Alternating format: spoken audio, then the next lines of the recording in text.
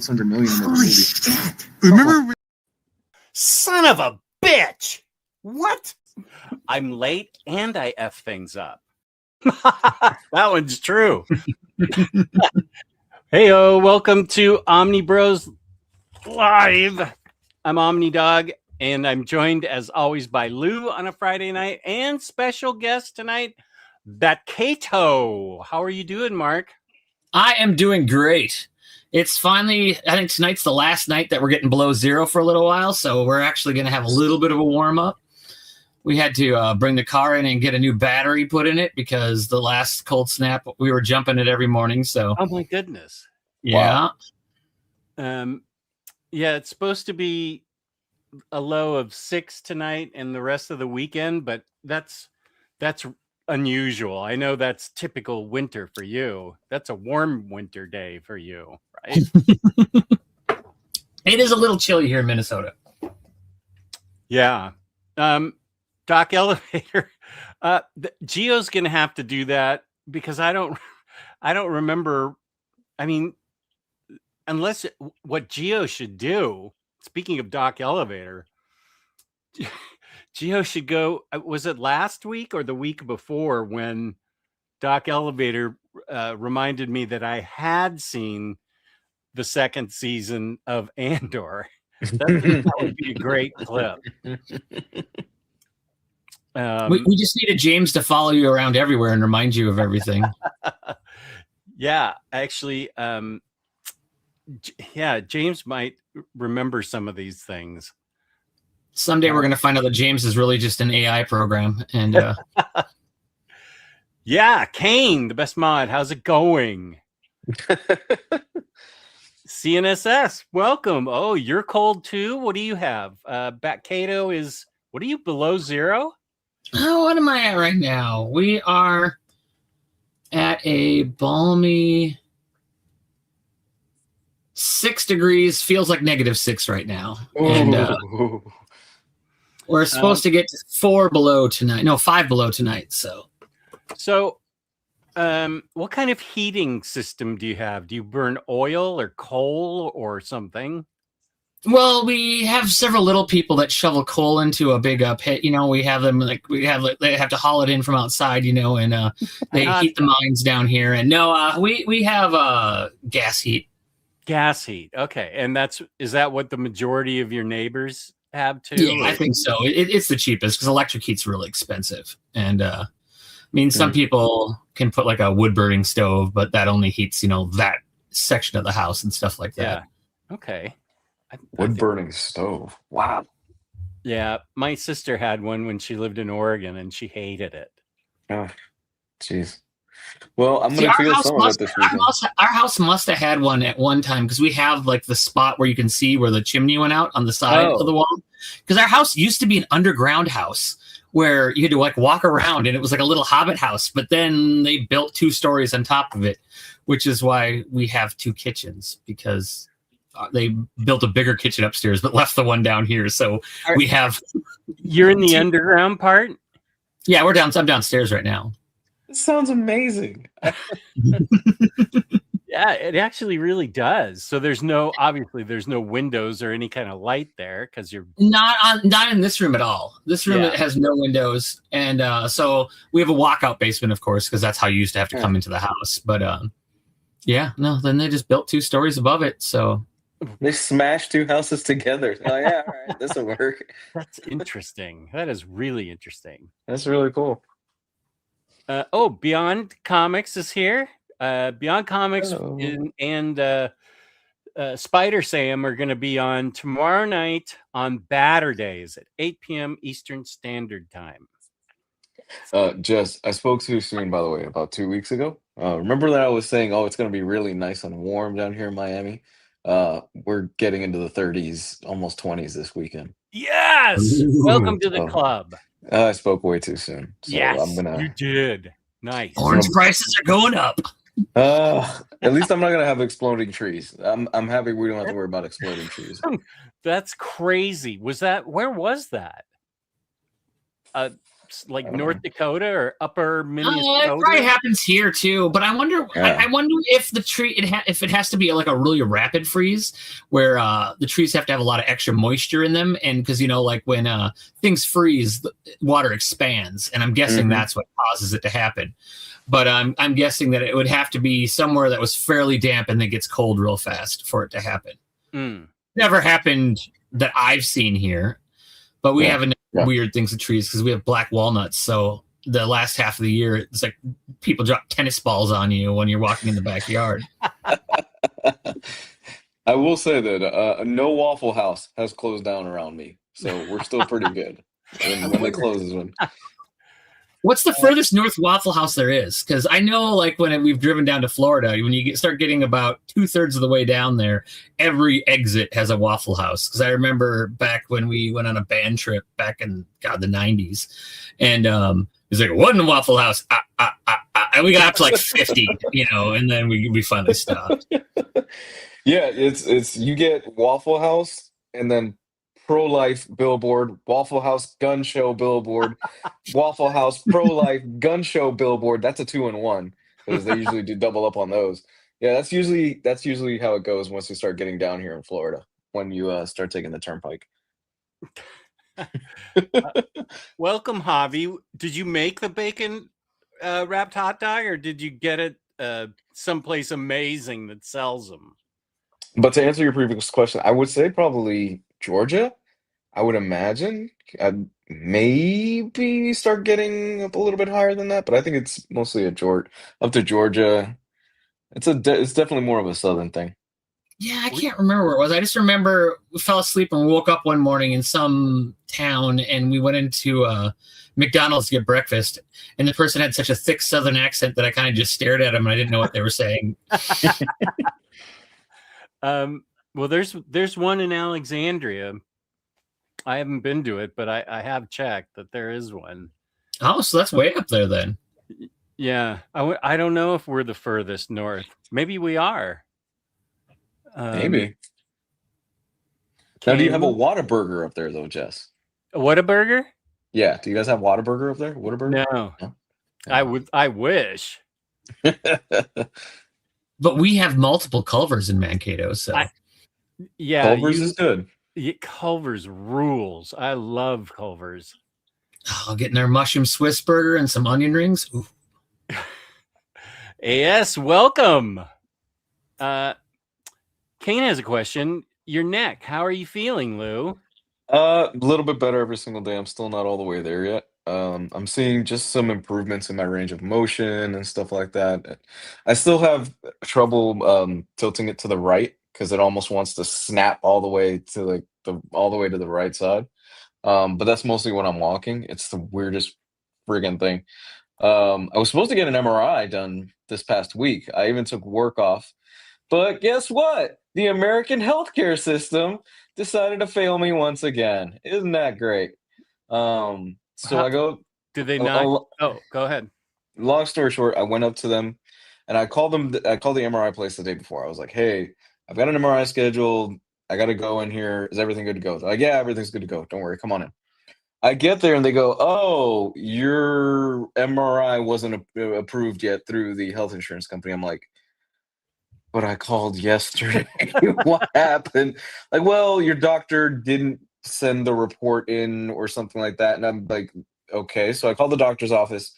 I'm sitting there in the lobby. The doctor said, "Yeah, we sent the report in. We don't know what happened." So they send them the report. I'm like, "Okay, so this is what's going on. We had sent it to get approved, but even now we still don't know if it's going to get approved. So you're going to have to wait a few days." I'm like, "All right, cool." So I'm supposed to get one tomorrow. I get a phone call from the MRI place saying, "Hey, guess what? It was denied." I'm like, "You gotta be kidding me." It was apparently denied. And they go, "But it looks like they're reviewing it. So call the doctor so the doctor can call the health insurance people and then explain to them the claim and see if it'll get approved. So then they can reach out to the MRI place." So I am tired. I hate the American healthcare system. It is a joke. It is terrible. And the general gist of it is I'm just like, okay, I'm just going to reschedule the MRI for next week, which at the rate we're going, I'm probably not even going to need this stupid thing because I'm feeling a lot better as it is. But I'm No, still having issues with it. So that's good that you're feeling better. yeah. Your doctor can call. I forget what it's called because I had to do that like 4 times back during the pandemic with my Mhm. abdominal wall. They kept denying it, and my doctor would call. Actually, it happened like with 3 different doctors, and they had to call and talk to another doctor and explain why I needed it. So I Mhm. get what you're going through. It's ridiculous. I'm like I'm almost about to just say, you know what, I'm just not going to get it because I am getting better, even though it's taking such a long time. But the thing is, I was dealing with this situation for about a month and a half before I actually went. I'm going to go to the doctor and get this taken care of. So I'm willing to bet this is something that's just going to gradually, because I was dealing with it for so long and just kind of toughen it out. I might have done something worse instead of just go right away. So this is probably going to take a while to get better, and I've just accepted it. So I would That's be too bad. more worried. Yeah, I would be more concerned if I was the same as I was about 2 to 3 weeks ago, where I could literally not take a step without my neck wanting to turn to the right side. It doesn't do that anymore. Well, So that's good. I'm willing to bet it's a pinched nerve, or it's a nerve that's prone to getting pinched in my shoulder blade or in my back somewhere, and I just got to figure out how to deal with it.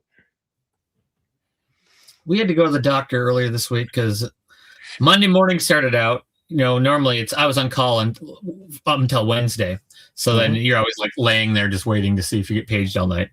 But our 3-year-old came in at 3 a.m, just bawling, Oh, and he said that he swallowed a penny, and we're like trying to process this at 3 a.m. I mean, I'm like, hey, what are you doing up at 3 a.m? You're 7, and why did you put a penny in your mouth? He's got a weird thing about change. He loves change. We took it all away from him because I was sick of his hands smelling like dirty change.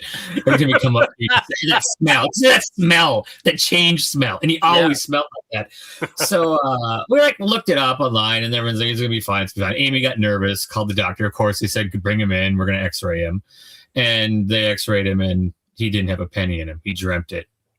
Oh my goodness. You dreamt it. He's like, there's no penny in him. So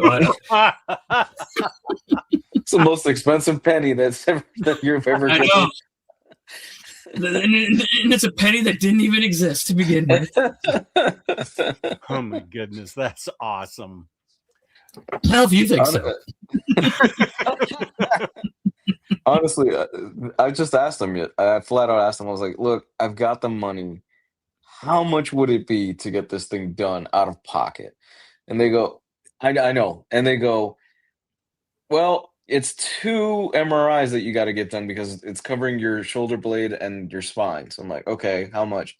It's $400 a piece. I'm like, you got to be fucking That's all for $800. an MRI? It's $800 because it's 2 MRIs. But I'm surprised they're even that cheap. I would have thought that'd be a couple thousand a piece. Yeah. So I was this close from going, we've got more than enough money to cover it, but it's not that, it doesn't seem like it's an emergency. So let's see how this plays out. They told me it was only $400. I'm like, is that an MRI or is it an MR guy? Or it's just a guy that draws what he thinks inside you? Yeah. Mine, I've had several and they've always been close to $2,000. Yeah. They're always covered, which I appreciate, but those things are expensive. Which is weird because I got the bill from the hospital after my health insurance covered it from my stay a few weeks ago. Remember just when they gave me the happy morphine drip? Oh yeah, that's right. Yeah. They did a CT scan on me. They gave me a morphine drip. They did a whole bunch of work and stuff like that. That came out to $300. I was like, oh, thanks. After the insurance covered everything, I'm like, Jesus. Well, isn't it great? You did pay, I would say you paid $300 for the morphine, so it's fair. Yeah. You just went in for the morphine drip and then just left. For the It was most, I like mean, yeah. it was like the night you went up to the club and you got a little happy and you bought everybody shots, and then you realized it's $300. All for them to give me meds that didn't really help and made me feel worse. Oh, And just yeah. for me to end up taking an edible and waking up the next morning going, wow, I feel a lot better. So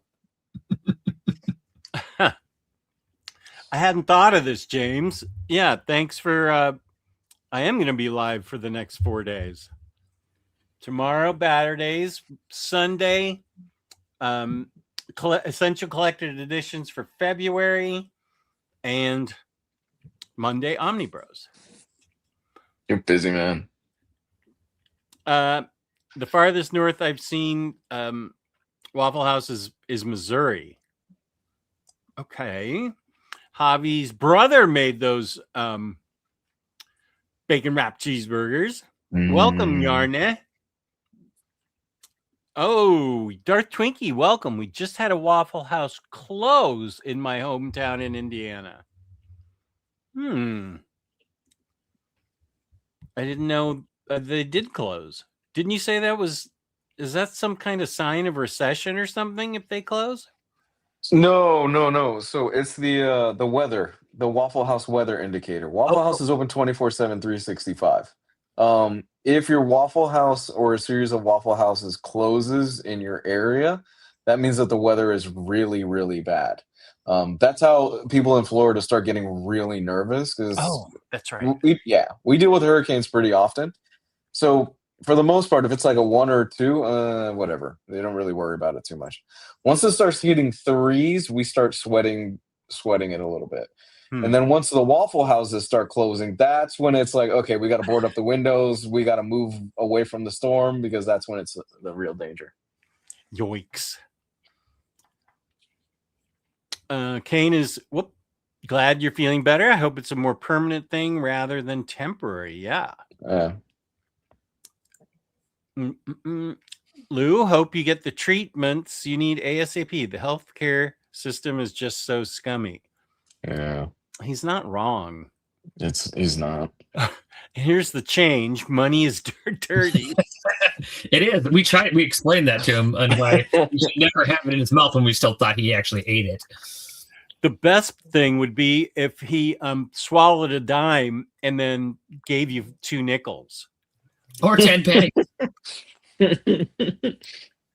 I'm just glad that they didn't say that we had to use a strainer and have him go in that for a week until it came out and verified. These are things I don't want to have to deal with. So. Right. NFL dude, thank you. You are a gem. Jumping through health hoops is incredibly annoying. Is there a website for comics where you don't have to jump through hoops? NFL dude to the rescue. Yeah. That's InStockTrades.com, where you can get your collected editions up to 30 to 60% off. I think this weekend they're having an not extra, instead of 2%, it's 3% off this weekend. I just got an email about that. $50 or more in an order gets you free shipping in the United States. We just gave away a $50 gift card to a lucky listener on Monday. What else? 2% discount, 3% discount, fabulous customer service, fabulous packaging. That's InStockTrades.com. Thank you, NFL dude. I just ordered something from them this morning. Oh, I ordered the Long Halloween, Last Halloween hardcover and the second volume of Birthright. Oh, yeah. That's there's 10 trades and I read 9 of them in 2021. And then the 10th one came out and I'm like, oh, I don't want to have to read all these again. Yeah, I have only read the first couple issues and I really liked it, but I said I'm going to do what I did with Scalped, and then I waited for the second Omni to come out, and then I'll go and read it all but those are really nice deluxes. They are. I want to say they might even have gilded pages. That's cool. How is your health coverage, Jess? Thank you for asking, Kane. Given the whole rigmarole with the federal government. Generally, it's really, really good. I just got charged and I accidentally paid it because I wanted to find out why they charged me. My pain pump that gets new medicine now every 3 months. So they charged me like $70 and usually I don't pay anything. Mm-hmm. So I need to track that down and figure out why. And then these are the first two things that I've had to pay in a super long time. Yeah. For the ultrasound for my carotid arteries, because of my brain fog, they didn't cover that. And so the doctor accepted like half of what the bill was, which was a lot. And so I'll pay that off. But those are two outliers because usually my healthcare is really good. That's crazy. Jeez. Sorry to hear that, man. Talk to them about a discount. Can you negotiate with MRI places, Smothery Lion? I have no clue. So, the system is so broken, dude. So my youngest, had to get a checkup done a few weeks ago, and my wife could better explain the story, but she's in the other room. The general gist of it was they were like, "Hey, so this is your bill," and my wife calls them up, and mind you, we could pay the bill right away, but my wife is kind of savvy. So she calls them up and she's like, "Well, okay, that's great, but that seems like it's really high and expensive for the bill for just a basic checkup for our kid." And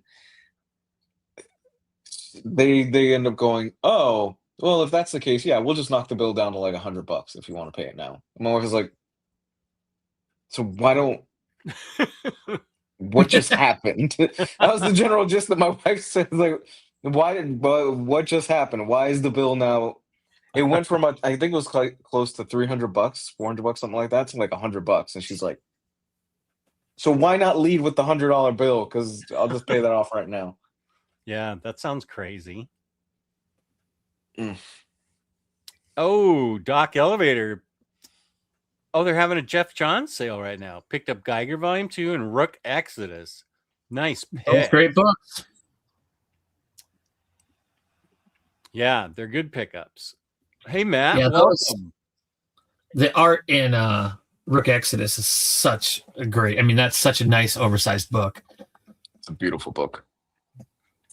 You can negotiate. Definitely let your wife handle it.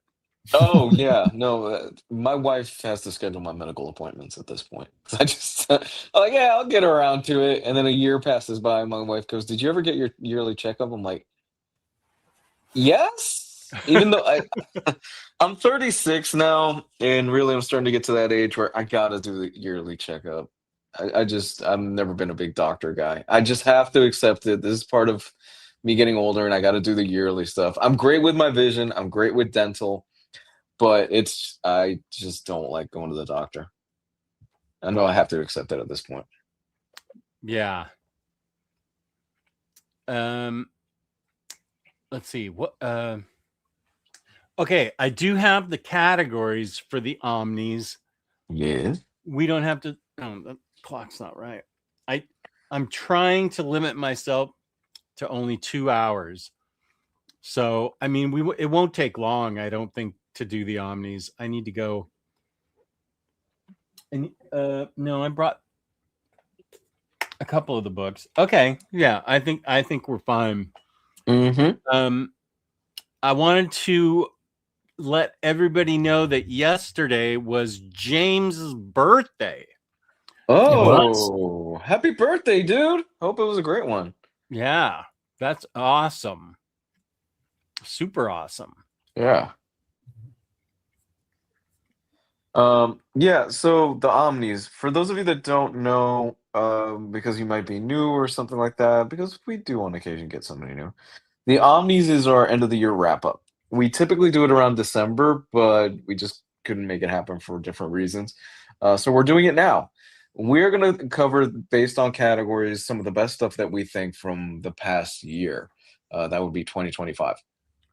And this is always a fun show because it's a kind of a good reflection, and not only that, we have a good time and we do some recommendations for people. So I've got a list of categories, just if you want me to kind of handle it. Okay, I wrote them down as banners. Okay, cool. So I'm just gonna fly through the categories real quick, and then we can pick one. So the one that we always go with last is Best Collected Edition, which I'll be bowing out of that because I'm digital. Then we have Best Writer, Best Artist, Best Publisher, Best One Shot, and I think this was more for you guys, most anticipated release of the next year, which is what you guys are looking forward to, the biggest one. Let's see. And then did you add the ones that I added after you sent? Okay, cool. Best New Title, the Golden Abrams Award. That's going on, I think, 4 or 5 years strong. That's the worst book that we've read this year. I had to Google how to spell his last name, so I Googled J.J. Abrams and nepotism, and it popped up. And Best Ongoing. So Back Cato is our guest tonight. So which category do you want to start out with, man? No, let's see here. We could do our Best Collected. Start out with a bang. All right. Since only two of us have to do that one, so we may as well start that one out short. Cool. Do you want to go first, Jess, or should I? I can go first because I'm terrible at reviewing out loud any books. My Best Collected Edition of 2025 would be Friday by Brubaker and Marcos Martin. My copy comes in the mail tomorrow. Nice. So the art is very different for a Brubaker book, but the more I read it, the more I realized that this was like Brubaker's really good choice for art. Her name is Friday, and Friday Fitzhugh. She is kind of a Encyclopedia Brown detective for her city, her small city, along with a friend. And they've actually solved lots of cases, and she's off to college and really starts to miss things. But she comes home for like Christmas break, and there's a crime and unexplained things. So she's on the case.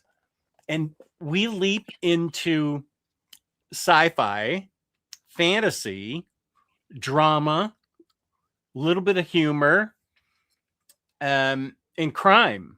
So this thing really has it all. So the sci-fi part was awesome. So I'm interested in what you think, Mark. Because whenever you read it, because I just found this book to be really fun. I actually, looking at it, I want to reread it because it's so good. That was a good sign.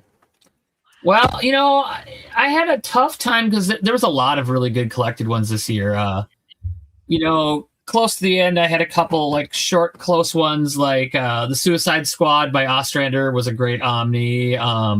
All-Star Western, the Jonah Hex was really, really good. But the best Omni I got this year, also the lightest Omni, would be The Warlord by Mike Grell. Nice. This is a lot of fun.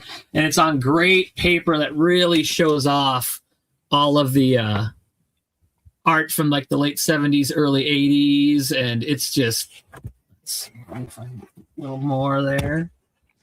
But it almost feels like newsprint paper, but it's a little thicker, but it's super, super light. And a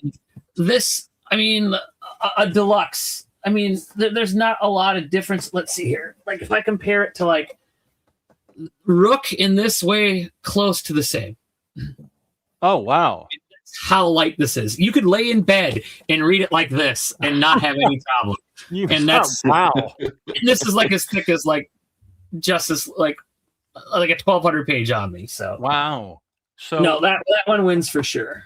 So it's the paper stock that made it weigh so little. Yeah, and I think that DC is going to use that for more of these. I wouldn't be surprised if Bronze Age Batman is printed on that, and maybe some of the other ones from that era, because I think it was kind of a test. Even though a lot of people got all mad about it because they thought that it was cheap paper, but according to Omar, it's actually more expensive paper. But so I think it's similar to what they used on the hardcover of the compendiums for the Transformers in that big box set. Okay. But I didn't get those because that's a lot of really old Transformer comics, and I don't want to read that many of them. Yeah. I'll read the new ones. The Energon universe is great. Good choices. Yeah. But yeah, no, Warlord's a lot of fun. I mean, it's basically, you kind of get a little bit of that Conan thing, but it's a guy from modern day that goes through some warp thing that brings him to some really primitive land. So he's got this pistol that he somehow always has bullets for. Where they're coming from, I don't know, because he's wearing this like little like furry like underwear, in a belt and stuff. So I don't know where he keeps getting bullets, but he manages to keep getting them. But no, it's just a really fun, reminiscent. Even like if you like go back to like the Adventures of Hercules and Xena, where they travel to one place and they have somewhere they're going through like the overarching story, but they go through village after village and have to help people do this and that and stuff like that. Mm-hmm. No, it's a lot of fun. You are the 12th person that have told me how great Warlord is. I knew Larry liked it, but then lots of people in the chat are also talking about it. So it's definitely not for everybody, but if you can sample a few issues, sample it and see if that's what you like. Because, and it might even be when you first start reading it, you're like, but once it starts going, it's really good. I like that he has a sword and a pistol and magical bullets that are from anywhere. Yeah, I know. I have a couple really old issues of it because my first event that I remember collecting live as it was coming out that had crossovers was Legends.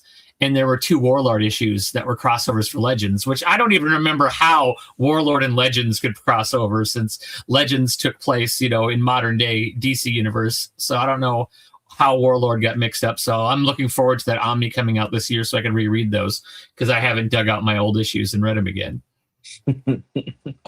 Awesome. James was best mod for his birthday. Here's some birthday wishes for James. Good for him. Birth of the mod father. Middle yellow, first red. LOL. Happy birthday, and James is grateful. And here's Jewish Dragons. What up, JD?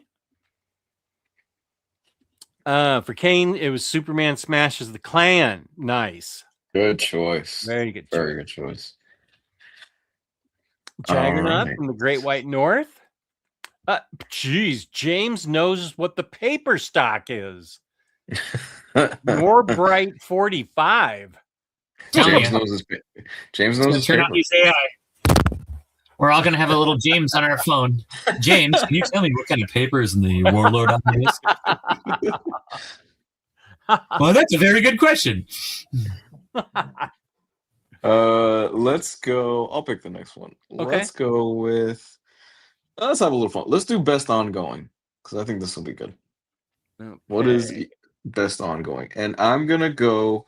So I'm gonna cheat on the. Well, not really cheat, but I'm gonna go with Knives from Ed Brubaker and Sean Phillips. It is a criminal book, so it technically counts as an ongoing, because Brubaker is back in criminal. I love this book. I absolutely love this book. There's something special about when Brubaker goes back to the criminal universe. And the thing is with it is that he's in his bag especially when he's writing those criminal books. Not that any of the other stuff he's done over the last few years hasn't been great, because he's put out quality stuff. The Reckless books are awesome. But coming back into the criminal universe and catching up with some of these older characters, because a lot of characters from even the first volume of Criminal, they pop up here in a big way. And they were most of them were side characters. And you see kind of the end result of their life and how things turned out for them since that first volume. And man, it was so good. So good. It's really always it's been said to death, but Brubaker really is just a master of his craft at this point. He knows how to put together a great story. And it's almost like one of those things where you go see a Martin Scorsese film, right? You're like, yeah, it's gonna be good. It's a Martin Scorsese movie. At best, I'm gonna get a really fun, good movie. At best, I'm getting like a legendary film. At worst, I'm getting a really fun, good movie. And this is one of those cases. Brubaker, you're gonna get something really good every single time, but this was just a cut above from the last few years. And Sean Phillips, come on, it's again, kind of going back, it's Scorsese and Robert De Niro, right? Scorsese and what's his face, Leonardo DiCaprio. You're gonna get something good when those two team up and put something out, regardless, every single time. And this was just fun. It was great. Yeah, I really enjoyed that book a lot. Did you get to read the one shot that they put out this fall, a couple months ago too? The Giant Size Criminal? No, I haven't read that. Well, I'm hoping now we'll get a fourth volume with a fourth deluxe that they'll put that in. They'll have Knives, the one that comes out it's either April or May. There's another one. That'll be a one-shot hardcover. And then the Giant Sized and Cruel Summer, since Cruel Summer's been out of print for so long. Oh, I didn't know that. Yeah, I didn't know that was out. Yeah, you can't get Cruel Summer in hardcover anymore. Well, not for a reasonable price. I didn't if I knew about Giant Size Criminal, I would have bought it and I could have it for my one shot. But it was a lot of fun. And I think that was also printed on newsprint. They went back and used the old style pulpy paper, which was kind of nice. Darn it. I'd show it to you. I've got it in the other room. Okay, so that was best ongoing. Okay. Cato, have you told us what your best ongoing was? I don't think so. Let's see here. I kept going back and forth. I wanted to go with the Absolute line because they're all great, and but a couple others, and then Rook Exodus is a really, really great ongoing right now. I'm completely caught up on that. So there's been about 3 more issues since the deluxe has come out. But for me, best ongoing right now is Assorted Crisis Events by Dennis Camp. It is fantastic. It's very similar to Ice Cream Man, where you can any issue you read is a standalone story. It's different kinds of they deal with all kinds of different things by time working differently. They'll have ones where it's kind of addressing like dealing with somebody has a health condition where they're fading away and how hard it is to be with them. The newest one was, just in case you need it, they're doing a second print of the last one. I believe it's issue 8, where it's a comic book artist who decided to write more about his life than doing what they wanted him to do, and they were going to fire him, but then it became insanely popular and he rose to fame, but his life kind of fell apart. And it talks about how in comic stories, there's the gutters between the panels, that there's hidden things between them that you never really see and understand. And, you never see a superhero have to go to the bathroom and all this other stuff. And it's very, very meta and just weird and fantastic. But with the new one that came out, I think it was 2 weeks ago that issue did, and they pushed hard, and now they just announced that there was a reprint. So I think it's on FOC this week. So I think as long as you order it from your shop before Sunday or Monday, you'll be able to guarantee yourself a copy of it. But that issue they did on old newsprint, and they said that it's not going to be reprinted in newsprint in any collected editions.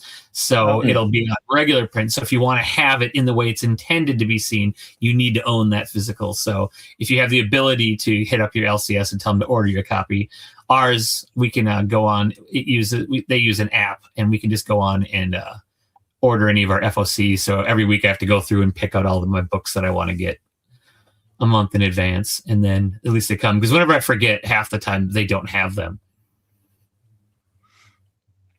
But yeah, no, Assorted Crisis Events is my favorite ongoing right now. There's so many good ongoing right now, but that one just there's at least every other issue is the new best issue of the series. I mean, it's very, very good, and you just keep, it's so funny because it's like, you'll start watching some of the other like people who do the reviews and stuff of them. And, it's like, oh, I thought we had the best issue, but Dennis Camp is cooking, and it's really, really, really good. And yeah, you can compare it to Ice Cream Man or any other anthology series, but I feel like this is even stronger than Ice Cream Man was in the beginning. So, and I mean, even though Ice Cream Man had a great year, did you ever get to read the card deck, Jess, that you picked up? I haven't yet. No, I haven't yet. Oh, that just takes a few minutes. It's a lot of fun.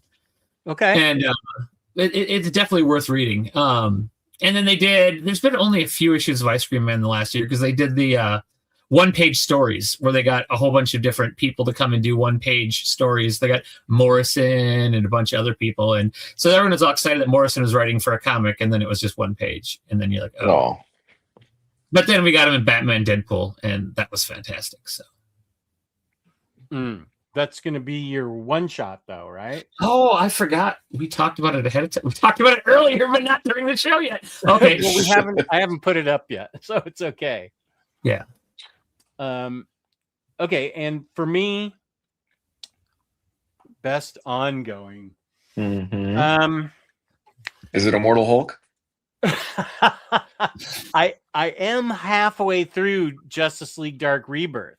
I actually am halfway through. I saw your picture. You've made some good progress. Yeah, it's amazing how much I've read, and I still have 700 more pages to read. But I'm really enjoying it. I forgot how much I really, really enjoyed it. And then after that, I'm going to work Immortal Hulk in. I read like Slim Trades and the DC hardcovers and stuff, standard hardcovers. And then I'll read a couple of those. Then I'll go back and just blow through a bunch of JLD. So I really dig it. Let's see. Best ongoing. That's right.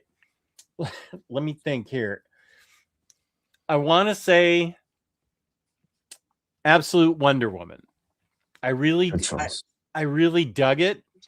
I've actually liked a lot all of the Absolute line that's come out in standard hardcover. I've read most of them this month, like Flash and Green Lantern. Flash, Green Lantern, Martian Manhunter, Absolute Flash, and I've read a pretty decent chunk of books for this month. But I'm going to say Absolute Wonder Woman. I love them all. There's such a good twist, and I love that it feels like, anyway, that DC said to the writers, "Here's the character. Go nuts," and like let him go and do something interesting, like Batman with his childhood friends, the Rogues Gallery, and Absolute Superman, and I mean Martian Manhunter. I don't. It's amazing that got published, because that's not a simple book to read, and the fact that they let it get printed, it's ongoing and stuff.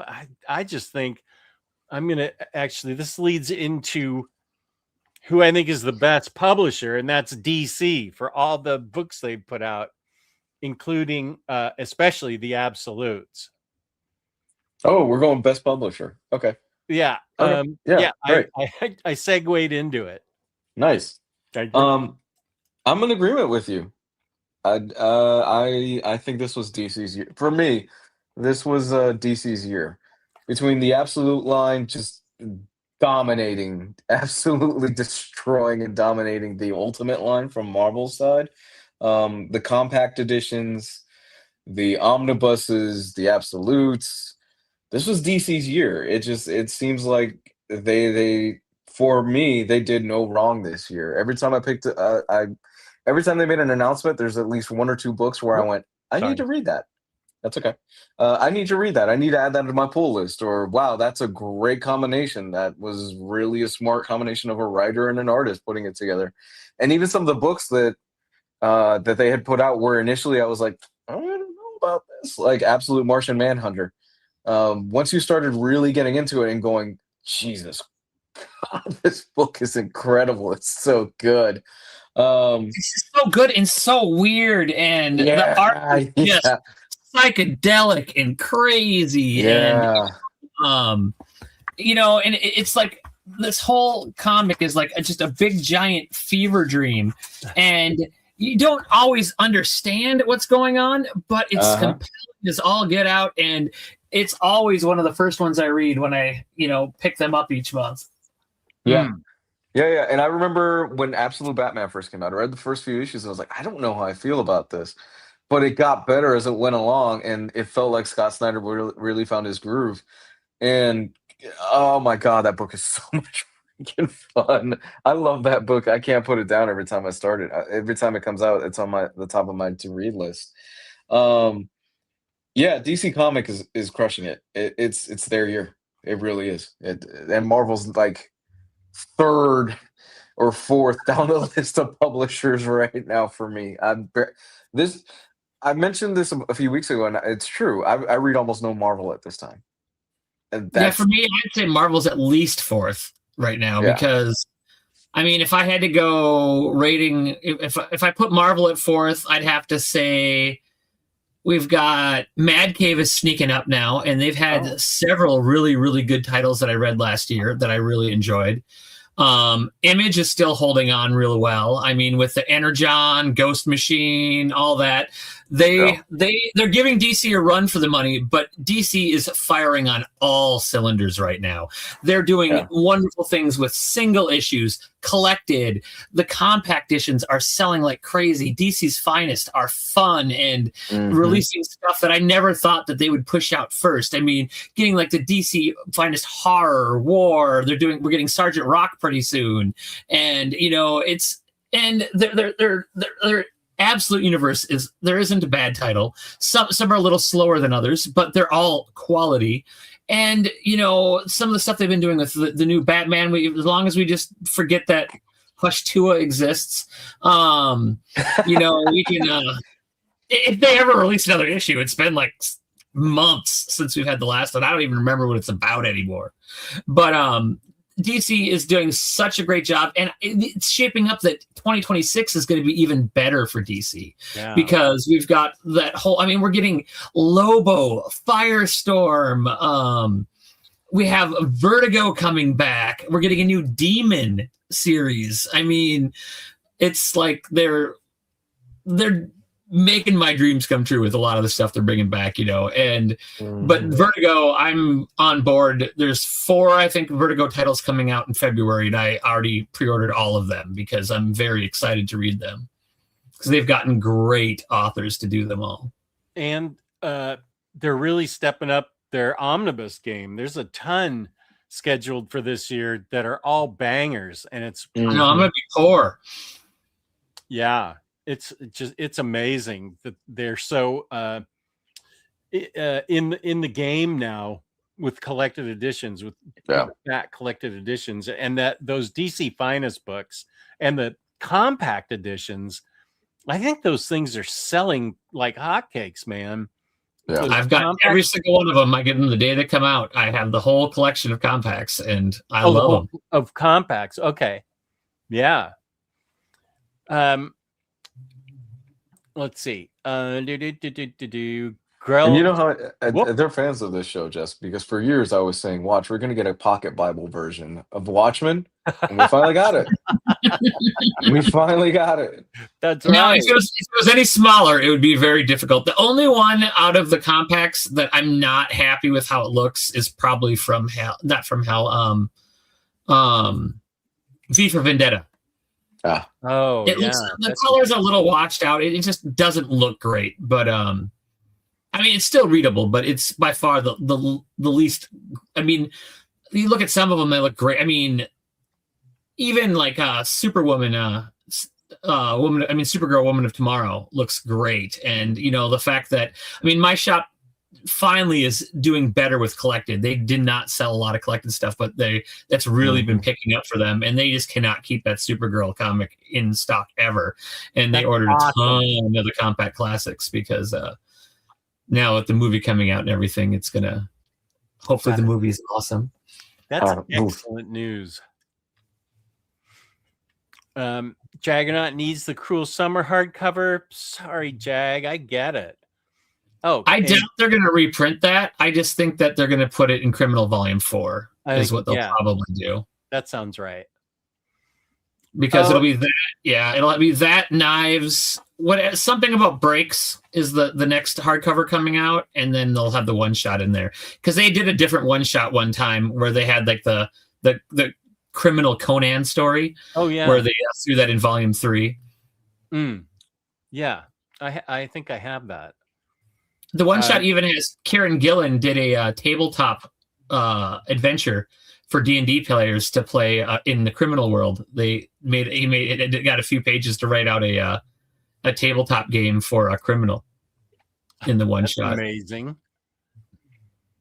Yarny, we need Absolute Wonder Woman in Norbright 45. Yeah, we do. I don't know if Sherman's art would look as good on Norbright 45. that kind of needs the glossy. It's modern, but the old school stuff I think looks better, and I think that's where we're going to finally get we'll finally get our Alan Moore Omni in original colors. They'll print it on that paper because it'll look great. Okay, that's good to know. I would definitely buy that. I still have the standard hardcovers because of the original colors. And Kane is correct. Best ongoing for me are the Age comics by Mark Russell and Michael Allred. Nice choices. Very nice choices. DC. Let's go. Sorry. No, that's fine. I'm just reading some, putting up some viewer suggestions. Ghost Machine and Image DC. Oh, okay. This is AS's choices. Image, DC, Dark Horse, Dynamite, then Marvel. Dynamite. Wow. 1, 2, 3, 4. It's 5th. I think the only way you can insult them more is if you put Valiant over Marvel at this point. Valiant are they putting out 3 books now a month? Wasn't that their deal for a while? I think it was like 1 a month, 2 months, something like that. They've been doing books. They brought back Exo Manowar, Shadow Man, and there's at least one other. I don't know if they're doing a Harbinger again or what the other one is. I can't remember, but yeah, there is a few. I haven't been hearing great things about them though. Oh, yeah, me either. Heck. Let's do best Batman or Batman adjacent book. I pulled this one out because I forgot about this one. Sorry. Yeah. No, you're good. Batman has like 20 titles out right now. So chances are you're going to find something you're going to like there. Let me make it right now. Yeah, I got you. So this one is best Batman or Batman adjacent book. And I figured Batman adjacent so we can include stuff like Poison Ivy and things like that there because you keep really praising that book, Jess. So I thought I really love Poison Ivy. I just yesterday I think I got done with book 6. And I think it's I'm not sure if contemplative. I feel like it is a little contemplative. There's a lot of messages in there that I think are current. They're targeted toward the current environment, politically, and the environment. I 1 through 5, Marcio Takara does most of all the art, and I love that art. It is so cool and fun, and because of that art, my new crush is Janet from HR. She's so fun. Now, 5 years ago, do you believe that there had been a 40-issue run of Poison Ivy? You're exactly right. Is that what it's up to? 40? I should have said that. It's close. Let me see, because it's up there. It's up there. I always laugh, because you look at it, you compare comparable to Marvel is Scarlet Witch, and they can't start a new arc without renumbering it again. Because every time, every year, there's a new Scarlet Witch, and it's the same team, and it's a continuing story. It's up there because I was looking at the issues the other day, but it is up there, Jess. There's a lot. Oh, Poison Ivy. Mm-hmm. Yeah, the story was really, really good as usual in 6, but Marcio Takara only did like 1 issue. Oh, and yes, the newest issue is 40. So there's been 40 and 1 or 2 annuals. Yeah, crazy. Yeah.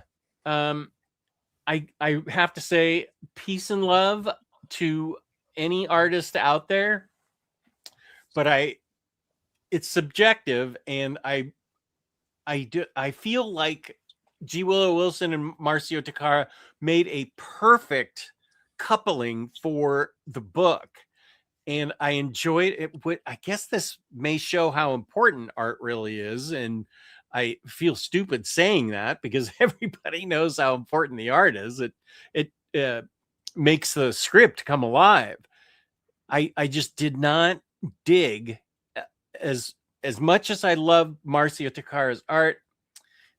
The art that was in there told the story fine, and I loved the story, but the art just didn't hit for me. And peace and love to the artist for book 6. I know you work hard, and I apologize. I'm not trying to bash you or anything. I do love the art in Poison Ivy, though, in general, and the story is just awesome. And if it's 40 issues, that's a pretty thick Omni, isn't it? I mean, it's going to be multiple because DC doesn't do thick Omnis as much anymore. Oh, they don't. Okay. We have a couple big ones coming out this year because I know like the Batman Elseworlds Volume 1 is going to be 175 retail, and but that's their new what they have if it's over 1,200 pages, I think. But wow, we're starting to see a lot more like 800-page Omnis. Like the Nightwing and like the Tom Taylor, the Batman ones, and like the Scott Snyder Justice League ones. Where they're not as thick. And yes, we have to buy more books, and it costs a little more, but they're much more manageable size. There's a couple. I mean, my Grell Arrow Omnis, love them, but they're really big and heavy. And reading Justice League Dark Rebirth has given me neck problems. It's so heavy. I'm always wrestling with it to sit on my. It's your empathy. You're just taking away. You're taking away lose and giving it to yourself. It's. You're the pain eater right now. So yeah, I can read like 3 issues, then I got to take a break and walk around because it's so heavy and thick, and it's kind of unmanageable almost. Mm-hmm. I love it, but yeah, 1,500 pages, that just screams to be 2 volumes. Yeah, I agree with you, Bat Cato. I hope that you're 100% right about fewer pages and more volumes. I get it. I'd like it. Well, heck, Ron V. Swamp Thing is 16 issues, and they're calling that an Omni. Now, granted, they're putting the 2 Future State in and a crossover and one other thing, so it's going to end up being 20 issues. But we're paying $100 for 20 issues, which is a little hot. That's normally deluxe edition. Oh, size, but they're calling it an Omni and doubling the price. So. Upcharging. Well, I've only got that in trade paperback, so I usually will upgrade from trade. Oh yeah, I'll do. I didn't buy the trades. I have all the singles for that run. So, where do you store your books, your singles, your issues? Well, I soak them in water and then I freeze. No, in the other room, we've got a bunch of shelves that I've got lots of short boxes and long boxes, and okay, because and then because Amy likes slab comics because she likes to get the art ones, the art cover ones, and stuff like that. So, like, I myself have gotten like maybe 10 slab comics. Amy's got like 100 of them. Really? Wow. Oh yeah. Well, in the bedroom, the whole wall is mainly slabbed. Something is Killing the Children comics because we have like the whole first arc all slabbed and a billion different covers, signed ones, not signed ones, homage covers from like that Department of Truth did and stuff like that. And that's so cool. I'll talk to you on Discord about how you're mounting those because I have about 30 of them, and I do have a little bit of room to mount some slab comics. They're all from my youth. They're almost all of them are from my collection, and I'd love to display them. I don't know that they're valuable at all, but I don't think they are. But they're really cool. Yeah, no, most of my slabs aren't worth much either. The ones I got, I just got some of my favorite ones, and then some that I thought were going to be worth something, like the I think the B cover, the second print cover for like Thor number 10 or something in Donny Cates' run, where they were going to have a black Infinity Gauntlet, and it had all these like zombie versions of everybody again, and it was supposed to be leading to that, and then Donny Cates went kind of crazy, and that never happened, and never got. Crossover. Did that book ever come out as an Omni or a collected edition or anything? Yeah, there's a Thor by Donny Cates. Because for the Donny Cates, there's the Cosmic Donny Cates, the Venom, the Thor, and I think there's a Hulk one too. I think that they did enough that they did a small Hulk Omni for his run on Hulk, when Hulk was like a spaceship piloted by Bruce Banner. It was really weird. But then it went into this new Hulk run. That's awesome. God, I hated that book. Oh, okay. It was very interesting. It was there was a choice that was made there, and I kind of think that was when he started falling apart, and because that was really the end of his Marvel stuff, and vanished. I know, like, because Crossover just never finished, which I love. Crossover. That was such a great series. I mean, getting to have actual comic book characters come to life and come out of, and getting Negan getting to attack Robert Kirkman for things that Kirkman made Negan do. That sounds awesome. What is it called? Crossover. Wow. It's not finished. He never finished it though. But there's enough that it's still it's worth reading. It's fun. And he gets very Morrison-ish, where he inserts himself into the story later on and stuff like that. And you want to talk about a legendary fall off, man? That dude was on top of the world in the comics industry, and then it almost feels like overnight it all fell apart. Yep.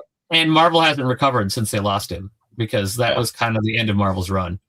Because it felt through all the King of Black and all that, they were just soaring above DC. And then once Cates was gone, they just haven't had a strong enough person. It felt like they were building Marvel around him and his ideas and everything that he was putting out. And then after whatever happened, I'm not going to get into his personal life because he was dealing with some stuff. But whatever happened, it felt like, oh no, everything just got pulled out from Marvel. All those plans kind of fell through. Because wasn't he originally going to spearhead some of the Ultimate Universe stuff? Or wasn't that the plan or something along those lines? No, I think that was always been. But he was leading towards some kind of new big event. And it was going to... I think it was going to have to do with that Black Infinity Gauntlet and stuff like that, And now he's gone, and now what are we getting? We're going to get Civil War 3. Are we getting Civil War 3? Who Is that a asked for thing? that? Are you kidding? Yeah, that's what it sounds like, and it's going to be No. back then too. Stop it. Well, No, oh my Civil War gosh. 2. Civil War 2 drove Riley to drink. It did. I think that was the one and only time that he's had Oh God. food. I don't know that he's had a drink since. Stop it. Just stop. Please. Civil Oh my War God. 3. Oh boy. Did we finish the Batman and Batman adjacent books? No, we didn't. Okay. We got carried away by Civil War 3. Yeah. Okay, so for me, it's Absolute Batman. Like, Okay. yeah. There's a lot of Batman stuff out there, but again, Absolute Batman is the book that I've had the most fun with the last year. All the crazy and just insane stuff that Scott Snyder is doing with the Batman character in that universe is like, oh, the guardrails are off. The editor in charge for the Batman line with Absolute Batman is like, yeah, okay, yeah, no worries, man. Just have fun with it. Yeah, you want to make Snyder Bane? he has to have a hall pass for this. I mean, Oh because yeah, the stuff they're letting it yeah. do is just insane. Oh yeah, it's very much like you want to do what? Okay. Yeah, go have fun with How it. far Yeah. are you on it? Are you all the way up to this week's? I'm up to I want to say 12. So I'm not current. I'm okay. behind, but I plan on catching up. I need to catch up. I just with the neck thing and everything going on at home, I've just been super busy, dude. It's been a hell of a month. But I'm gonna sit down this weekend and I'm gonna catch up with it. It just feels like every time when I picked up that book, I'm like, what crazy new shit do you have in store for me, Scott Snyder, with this universe? And does it feel like Darksiders giving Batman the worst out of this universe? Like everybody's got it pretty bad in this absolute universe, but Darkseid's like, no, fuck you, Batman. I hate you more than At any least, other one. he may be having a bad time, but really, it's anybody who knows him is having a way worse time. Because if That's you know true. Bruce, you are not having a good time. You are just So having a very, true. very bad time. And So he's getting the Constantine treatment in this universe, dude. All his friends, like, oh man, Bruce, you should probably stop doing this before somebody gets hurt. Bane knocks on the door and goes, yeah, I'm going to fuck all you guys up, and then I'm going to turn you into the villains of this universe. Because for those, the pitch is, he was friends with the Rogues Gallery. He grew up with the Rogues Gallery in this universe, and they play poker on Sunday nights. They have cards and stuff like that. This is all true. And there's an arc where Bane shows up, and he's like, all right, I'm going to turn you into Two-Face. All right, I'm going to mess you up, and you're going to be the Riddler now. And he beats the hell out of everybody. oh, poor Penguin, Oswald. Oh, yeah. Yeah, yeah. And you feel Two-Face. bad for them because they genuinely care about Bruce, and they were really sweet to him. And the book is Wayland? insane. Yeah. Yeah, the book is insane. And some of these villains feel like they're eldritch gods. They feel like they don't belong in this book. Bane, it ends up getting like Akira level by the end of the Bane arc. I mean, it's insane, the final showdown. Because Jess, you haven't read past the first trade, right? First 6 issues, I think. Yeah. Well, lucky for you, the next trade comes out next week. So you get another batch of so you'll get up to the Bane arc in the next one. So awesome! I didn't know it was that soon. Yeah, no, it comes out next week. So Great. yeah, you're due for more. So yeah, now I got to start my next round of all of my, because I've been getting I got the hardcovers for the Batman ones, but I've been getting just the trades for all the other ones and waiting because I think now that DC's starting to do deluxes again, because Batman Superman World's Finest is getting a deluxe, which I'm praying that they're going to either do Rush to Omnis or we're going to get deluxes for all the absolutes. But for me, for my Batman adjacent or Batman, now I absolutely love the new Batman series. It's 5 issues in, and it's fun, it's fresh, it's great, very good. But in the last issue, his date night one? Anytime that there's a date night issue for DC, it's always fun. And the date night issue for Batman was fantastic. But the best Batman adjacent run from 2025 is Dark Patterns. I mean, that is Dan Watters just hooks in that, and how it all fits together. And you wonder how the 3 stories are going to end up becoming one. And or was it 4? Was it 4 stories or 3 stories? I can't remember if there were 3-story arcs or 4-story. I think there were 4-story arcs.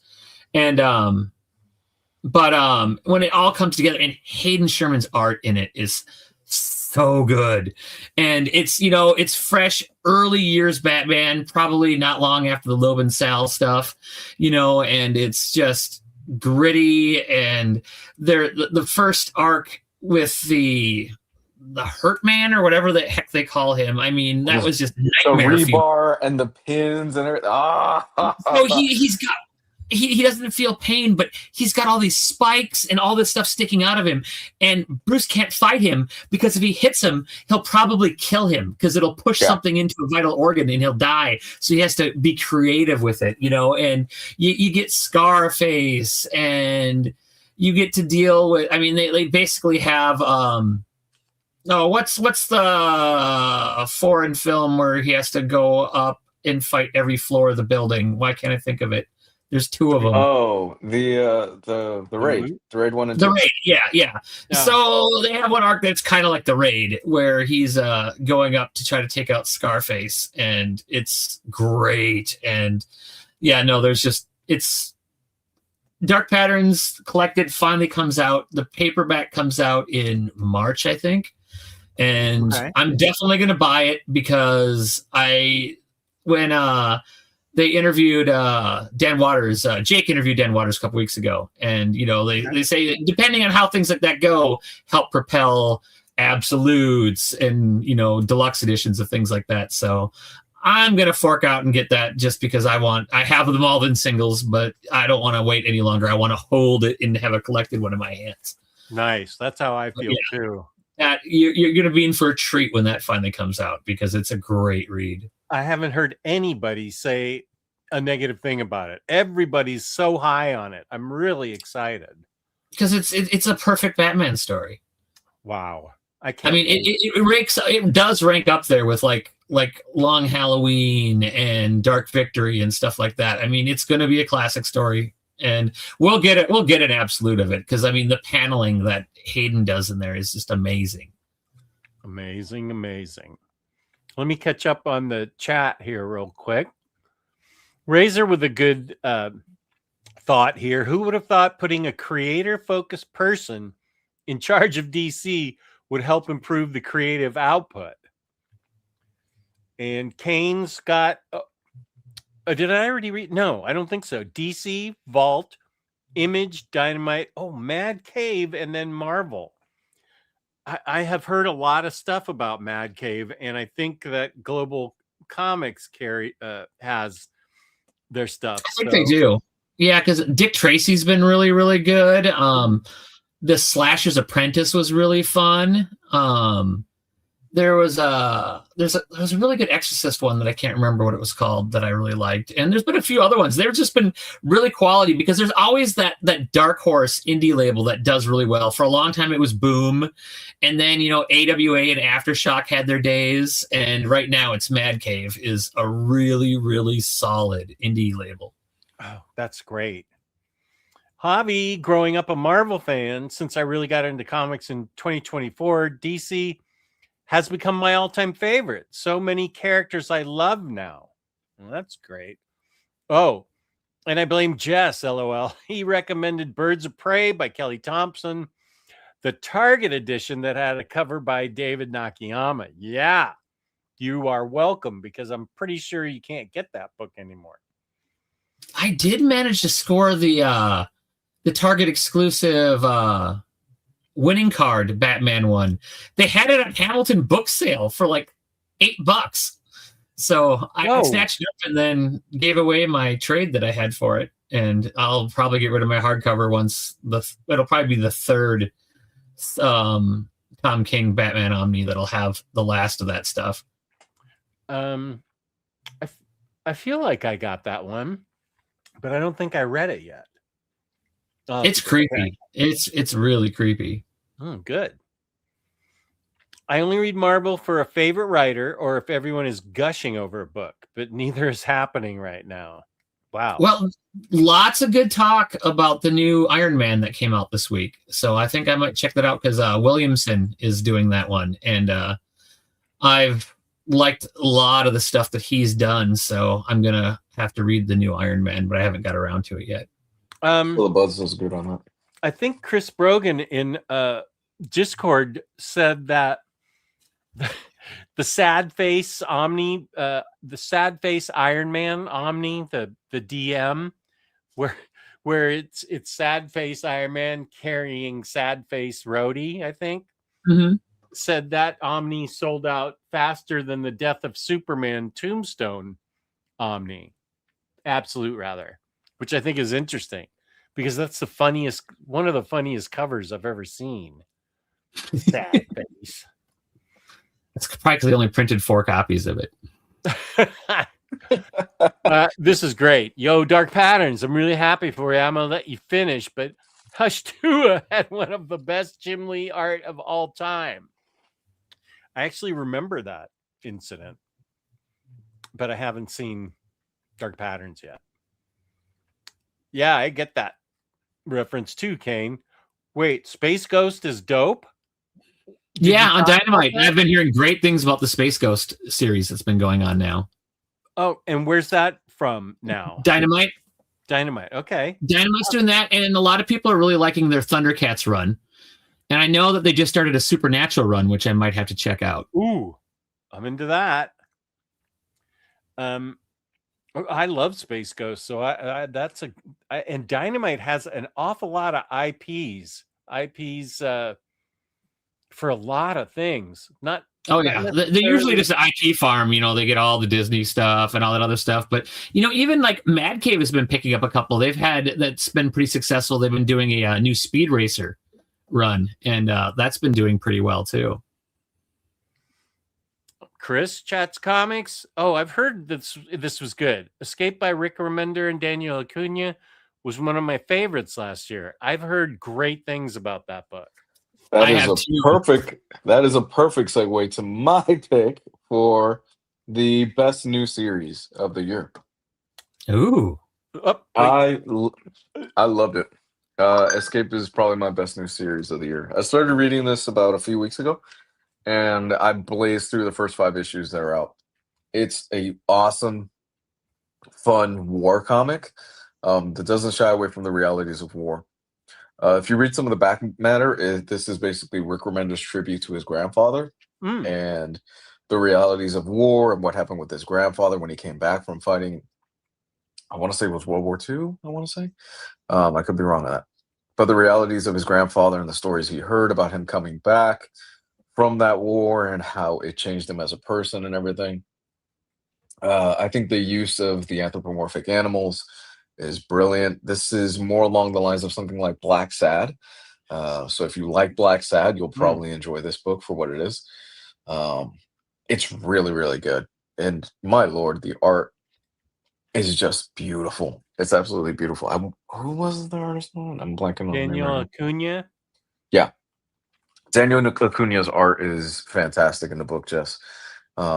It's a bit of a tough read. It doesn't shy away from some tough subject matter and the realities of what happens in war. And some of it is kind of the same shredded material that you've seen in movies and books and stuff like that, if you've read about this stuff before. But Rick Remender does it so well, and that famous internal monologue that he tends to use in a lot of his books, it's done very, very well here. And the issue, I want to say 3 or 4, is just basically one giant action set piece. And there's very little use of words in that book, and it's drawn so well. It's such a fun read, man. Is that ongoing, or is that just a set amount of issues? I don't know. I found out about this because of iFanboy. Because every once in a while I'll still listen to iFanboy, and they had recommended it. I was like, oh, new Rick Remender book. I'm always down to check out a new Rick Remender book. This is new title, right? Yes. Okay. Yeah. So, but man, I hope it's an ongoing because it's very, very good so far. Yeah, I read the first issue and I really, really liked it, but I was going to wait for, I a chunk of them to come out and then do some catch up on it. But yeah, no, it's really, really good. So what's your? I don't have a choice on this one because I just collected editions now, so I don't know that I. So best new title for me. Well, now that you added the Batman adjacent, so I'm going to switch up what it is, just so I don't use the same things over and over again, because I could easily put Dark Patterns or Assorted Crisis events into this. But Superman: The Kryptonite Spectrum by Prince, it's the same team that does Ice Cream Man, did a 5-issue run last year for Superman about him and Batman experimenting with these, I think, 5 new kryptonite colors and what would happen with them and everything. And it's fantastic. You know, it's fun, weird, everything you'd expect from him. It's like they let him do his thing at DC, which I didn't think it would be more like toned down, but no, they have, it gets a little crazy, and it's a lot of fun. And I'm really, really looking forward to that. Hopefully getting a deluxe edition, because that one it's great, especially though after we aren't getting the 3rd volume right now for Ice Cream Man because there wasn't enough pre-orders. Well, I don't know. I mean, I have a lot of books that I think were brand new titles last year, but I haven't read them yet. They're like DC all-in titles. Well, you've read, Absolute Green Lantern, Flash, and Martian Manhunter would all be new for 2025. Yeah. Oh, okay. Well, thank you. I liked Absolute Martian Manhunter the best. I definitely, I think I was on Very Fine Condition last Friday, and Absolute Green Lantern wasn't ringing necessarily everybody's bell, but and Omar said it was his least favorite, but I really liked it. I really liked Absolute Flash too. Martian Manhunter, Flash, and Green Lantern. Yeah, those are the ones I've read this month. So yeah, okay, I'll choose Absolute Martian Manhunter then. Yeah, that's a great title. And, you know, I'm sad that it's only going to be 12 issues, but the fact that they extended it out to 12 after the reception at the beginning of it is great, because I think it was only going to be 6 originally, and they've extended it out to 12. And I would love it if they decided to go farther, but we'll see. Yeah. Because I think 8 is the one that came out this week, because we had 4 new Absolute titles this week. It was a big Absolute week.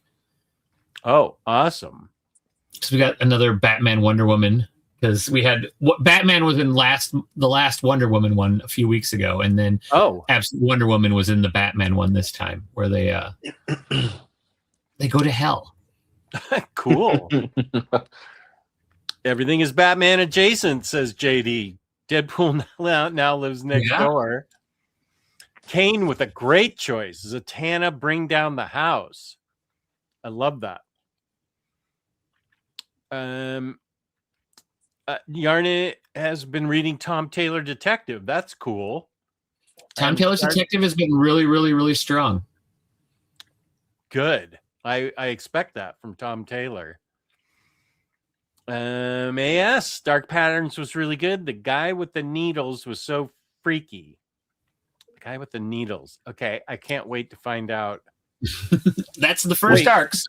Was that the one you were talking about with the needle? Yeah, so Batman can't. Oh, yeah. Okay, yeah. Okay. I agree. DC made Omnis too big for a while there. Mm-hmm. Smaller Omnis are probably. Hey, Sazmurf. Smaller Omnis are due to the thicker Omnis approaching 175. Ooh, soon to be 200. Jesus. Yoicks. Small Omni propaganda is something I can support. Mini Omnis. Right. is that hardcover. The way they collected the Kate's Cosmic and Guardians was not. Oh yeah, it was confusing. I have both of those. It was kind of confusing. Yeah, if they mapped it properly, it could have been a one Omni. At first, Javi, I thought you were jamming us up for not talking about IST, but you actually want to know where you can get singles? Well, online, a lot of times if I'm looking for singles, I've bought from Third Eye. Third Eye sometimes has great little deals where you could buy signed ones. Like I have like 3 different, because they did Third Eye exclusive cover and then the A and B cover of Nice House by the Lake. I remember I got a pack. So for $30 shipped, I think it was, I got all 3 of those signed by Tinian. Wow. Yeah, that's exactly who I was going to recommend, Javier. Other good backup is Midtown has a lot in stock, and they're easier to get. Some of like if you need to fill holes and stuff like that, a lot of times Midtown has them because they're a really big comic shop. So they're a good retailer for that too. Yeah, Third Eye's got a great selection and a great pull list for you if you want to check that out. Well, and you're close to them too, aren't you? Yeah, I'm about 45 to 50 minutes away. Have you swung by and checked out their new music store? Oh, yeah. Last March, I dropped some serious coin there. Wow. I got way too enthusiastic. So, yeah. Records are expensive now. Oh, yeah. Boy, they really are. And then they have a tabletop game store right in the middle. Oh, they have a. Oh, okay. They have that whole block almost. It's amazing. It's crazy. Wow. Whoop. Go ahead. No, I was just gonna because you said we're on about 2 hours of time tonight, right? Yeah. Okay. If we go a little bit longer, it's not a big deal. Okay. I feel like we're actually having a good flowing conversation. So that's, yeah. I mean, we can. Oh, my fault. My fault. No, it's fine. Let's go with best writer. I'm actually going to give it. So this was kind of a toss-up between 2 writers for me. This was between Absolute Wonder Woman writer and Dennis Camp. And I'm going to give it to Dennis Camp, mostly because, God damn it, do I love Martian Manhunter. I absolutely love the hell out of that Absolute Martian Manhunter book.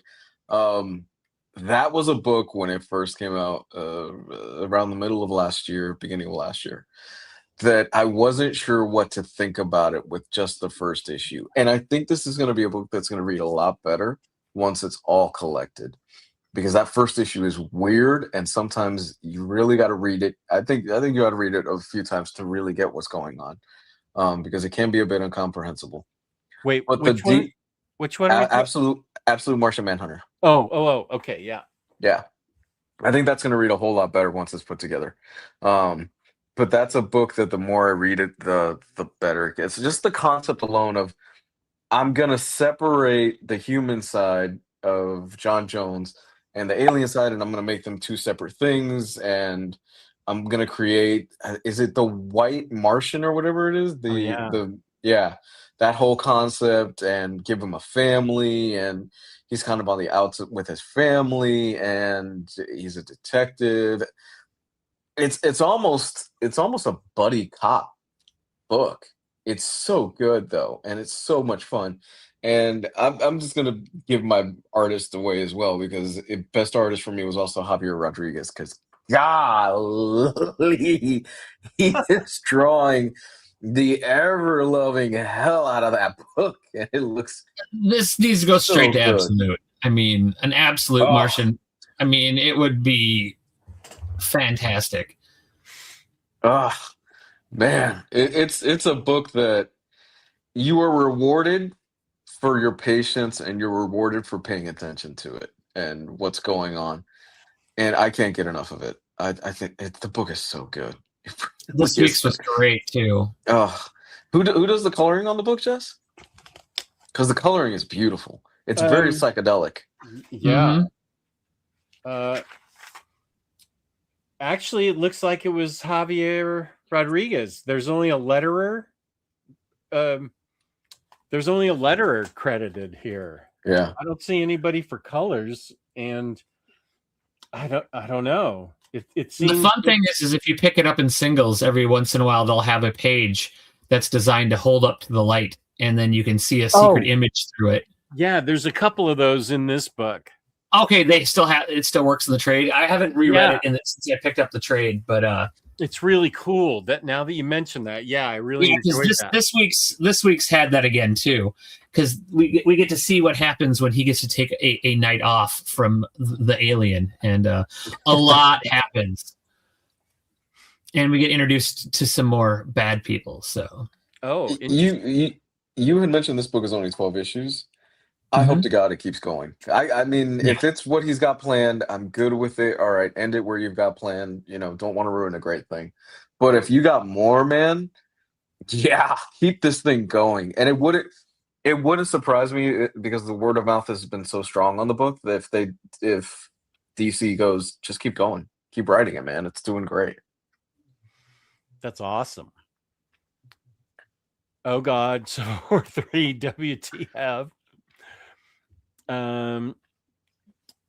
I've never gotten any expensive figures, but that Hot Toys Absolute Batman looks awesome. I just can't buy a $400 action figure. I know. It's a lot. But it does. Sure you can. He's right. Well, we can, but should we is more the question. I used to take a lot of pictures of toys and stuff with my nice camera and stuff, and used to have a lot of fun doing that. And I purposely stayed away from Hot Toys because Hot Toys brings that to a whole different level, and I just was not gonna. And that's back when they were like 200, and now they're like way more. Now that's the majority of everything I have from Hot Toys. I think I have 5. I feel the same way about Warhammer, where I'm like, oh man, that looks awesome. But I know my personality, and I know the rabbit hole I would go down if I went down that rabbit hole, and it would not be good. Oh, this is good to read from Chris Chat's Comics. Honorable mentions from Batman adjacent. Batman and Robin Year One by Wade and Sam Nee, and Batgirl by Tate Bromball. That's good because I picked up that paperback and I'm looking forward to reading it. Yeah, I've read about the first trade in Batgirl, and it's been really, really good. That's so good. A lot with her, with Lady Shiva, her ma. Is that her mom? Oh, it's a Cascane one. Cascane Batgirl. Oh,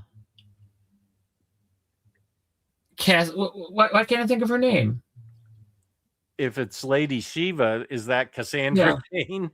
Oh, Cassandra Cain. Yeah, Cassandra Cain. Yes. It's Cassandra Cain. Cool. She's great. I really loved her in Birds of Prey, where Big Barda would call her Small Bat. Barda was hilarious in that run. I loved Barda in that. For my favorite author for this last year, there was a couple I was teetering on. I mean, Snyder came back hardcore with leading all this DC Initiative stuff, and Dan Watters has, finishing up the One Hand and Six Fingers, and then going on and taking over Nightwing and stuff like that. He's been great. But I have to give it to Dennis Camp as well. I mean, I haven't read Ultimates, which I've heard Ultimates is great, but he's doing that over at Marvel. But then he's doing Martian Manhunter and Assorted Crisis Events, and I've been a big fan of him ever since 20th Century Men. And this year, he really got to take the training wheels off and go crazy. And Dennis Camp is on fire right now. It feels like it was his year. It really feels like this was the year where everybody started. He's been around for a while, I think, but it feels like this was the year where everybody started going, oh no, this dude can really write, and he could put together a really great story. And because in the beginning, like everyone was saying that Spider-Man was the best Ultimate book, but then a lot of it shifted, and the Ultimates was kind of everybody's favorite for Marvel. And then for him to have the best Ultimates book, one of the best Absolute books, and have one of the highest rated comics from last year with the Sorting Crisis events, yeah, he can't do wrong right now. Chris Chat's Comics says Javi Rodriguez told me at NYCC they might go past 12 on Absolute Martian Manhunter. I'd gladly take that. Yeah. Jess, could we get a quick Black Canary best of the best review?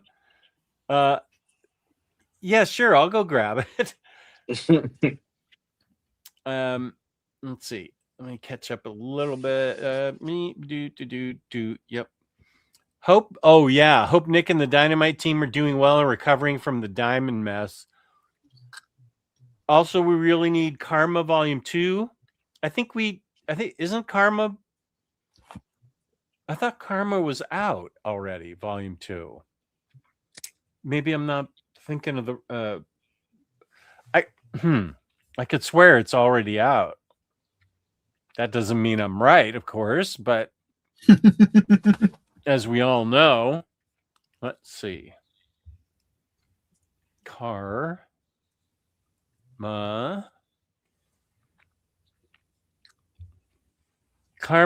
It's a trade paperback, Volume 2. Yeah, it's come out, but not in hardcover that I see. Which is too bad, because I think the first Karma was hardcover. iFanboy is awesome. Best new title, Absolute Wonder Woman. Absolute Batman. I bought singles I've missed pre-orders on from Midtown. Yeah, so have I. Get yourself added to Midtown Comics mailing list, and they give you advance notice of crazy sales. Whoa! I used to be okay. I'll get on their mailing list. My best writer for the most of the year was going to be Jeff Johns, but then in December, this guy put these two out, and I was like, okay, these are not only my favorite books of the year, but they came in close to the end of the year, and I did something unusual for me. I read them as soon as they came in, and both of these were just astonishingly fun and well written. So yeah, it has to be Ed Brubaker for me. Yeah, the Knives was so much fun because it had it still had all the grittiness that a normal criminal would have, but it also had a little more fun and happiness than a normal criminal story has. Yeah. And it just kind of really made it a great all-around story. Yeah, and who would have thought that that little girl in that first volume, they get left at the bar? You get a story like 15 years later that's actually really great based on her life. I can't wait till we finally get the trailer for the Amazon show, because I think Coward is going to be what they're going to do for the first season, and so that should be good. Oh yeah, Barbaric is great, Kane. Oh, Barbaric is so much fun. Lou, have you read any of Barbaric? I haven't, no. It's very Conan, but imagine if Conan's sword could talk and gets drunk off of blood. and okay. Conan undergoes a witch's curse that turns him from evil into only allowing him to do good with the talking blood drinking sword. Interesting. Okay. So fun. Yeah, they've done maybe 4 5-issue volumes so far. Mm-hmm. Okay. What is it called? Barbaric? Barbaric, yeah. Okay. I'll check it out. According Absolute Martian Manhunter is getting a reprint later this year, March, I think, according to James. Okay, James as our source, I accept. Ruth Atkinson is still the GOAT writer artist in my book. Rodimus, good to have you here. Saludos, Omnibros family. Hope all are well. Remember to hug a loved one and enjoy every minute as if it is your last. Well, that means I need to have chocolate right now then.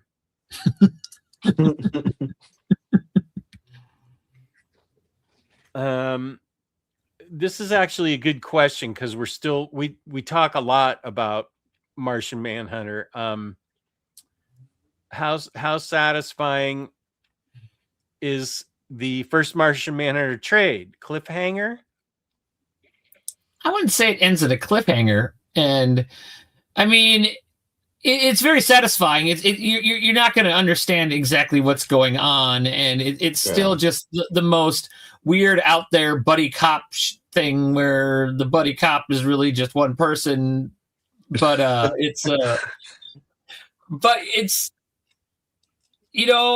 every time I reread it, I get a little more out of it, and I think it's going to be that way for quite a while. I think that especially after you know more and you go back and reread and stuff again, things are a little more clear than the first time you read them. Yeah, it does come to a satisfying but open end conclusion, sort of. And here's the thing that Bat Cato was talking about. You could very much tell that he had a longer story that he's planning, that it goes longer than that trade. Yeah. Okay, wait, something's hide. Whoop, there we go. Okay. Bat Cato was talking about this is your guide to activate your Martian vision. Take the next page of the comic book. Okay, that's this. And you hold it up to the light. Alexa, turn on basement 4. There's the picture with the Martian vision activated.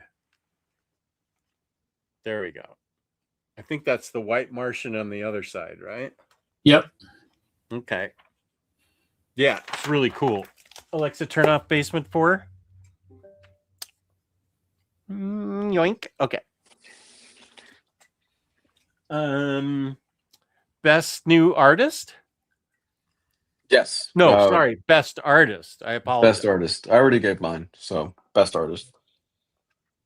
For me, it's Hayden Sherman. I mean, between Absolute Wonder Woman and Dark Patterns, he had one hell of a year. And I can't complain. I mean, they're both fantastic books.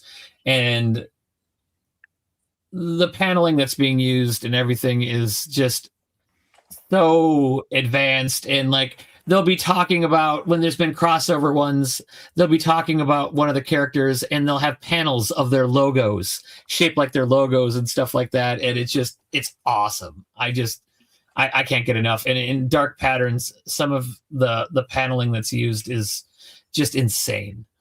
Mm-hmm. Yeah, I would have runner-up. Dan Morrow was a close one for me because yes, he's always good. I don't think he sleeps. I'm not entirely sure the man has slept in the past 2 years.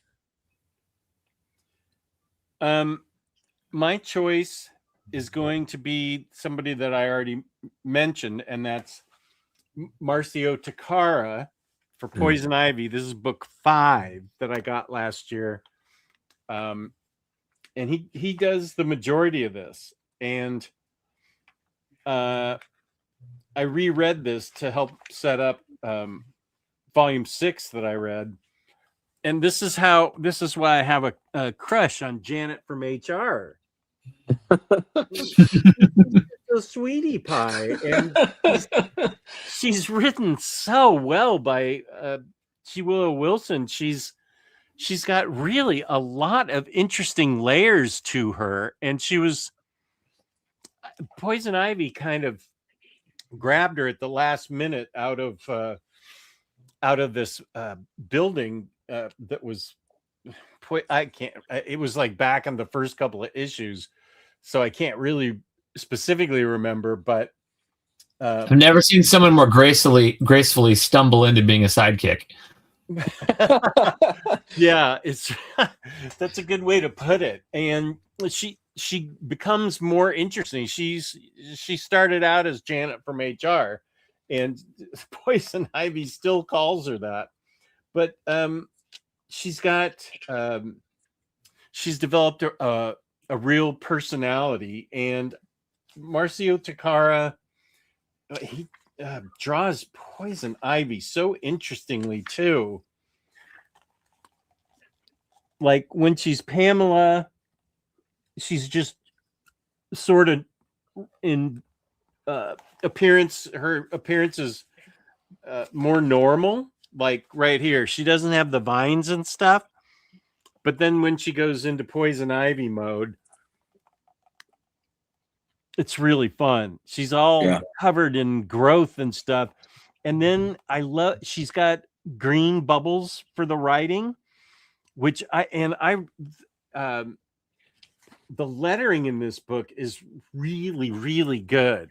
I've started paying attention to lettering more because Tyler Smith watches our shows, and everything's great about this book. But yeah, Marcio Takara does great art and is my artist of last year. Yeah, the last 5 years or so, they've really stepped up lettering in comics, and it's really made a big difference. Like Ididia Bidikar was one of the first really big ones that did a lot of like Department of Truth and stuff like that, where the lettering was just fantastic. And now there's so many good ones out there because they're letting them have a little more creative freedom than they used to.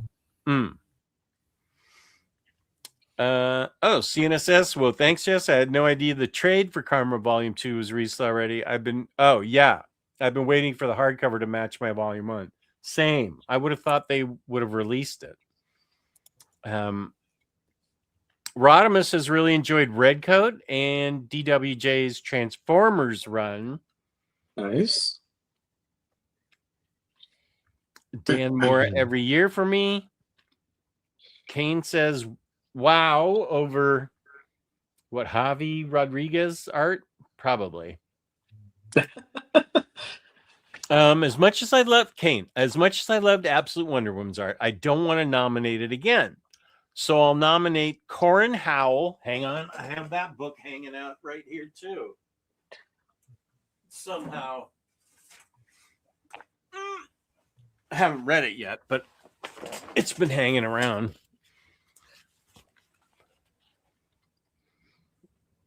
Oh, that looks really good. Yeah, I've been meaning to read that one. Yeah, me too.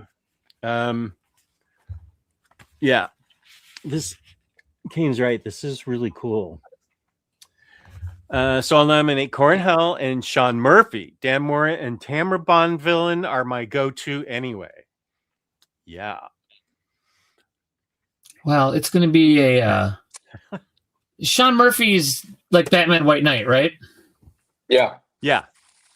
Did you see that the Absolute Batman White Knight is going to have 2 books in it, and it's going to have a colored and uncolored version of it with the Absolute? Wait, the Absolute tall book, Absolute? Okay, yeah, they're doing the first volume of White Knight and Absolute in a few months, and it'll have 2 books in it. It'll have the noir uncolored version and the full colored version. It's going to be nice. Just the first book, or is it the first 2 books? Just the first book. For an of course, it's the only one that I have the deluxe of. I only have the standard for all of the other volumes, and so. But now I'm going to be upgrading to the Absolute for that one for sure. I think that I will stay with my deluxes for those books. Is that Marcio Takara for best artist? Yes. Don't agree, but don't hate it. Okay, that sounds like a win for me. Yeah. Okay. That Poison Ivy. let's see. Hassan's lettering adds to the tone and mood. Okay, wait a sec. I don't. Artists, letterers, Hassan. Oh, wow. I'm not going to even try. That is the person that Bunk is talking about. Hassan is his first name. Ostanane Aluhu? Aluhu? Hello? Hello, how? And yeah, the lettering is so boss in this. Bunk's right about the tone and mood. Yeah, I really agree with that. Absolute Wonder Woman trade. Ooh, good. Mid-February. Yep, I'm guessing we'll get Batman's next week. Within the rest of February, we'll get the next Wonder Woman and the next Superman, and then there'll probably be a 2-month break, and then we'll get the other 3. That's awesome. I'm so pleased with that. Well, I'm excited for you too, because out of the first 3, Volume 1's Absolute Wonder Woman won for sure for me. But after that first arc, once we get past into the Mr. Freeze and the Bane stuff, then Batman takes over for sure. Okay, because it goes crazy. That's awesome.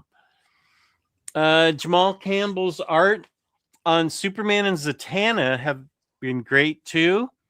I have all these books for some reason just hanging out. I agree that this book was remarkable. Let me see if I can find a page that has some Zatanna and everybody else.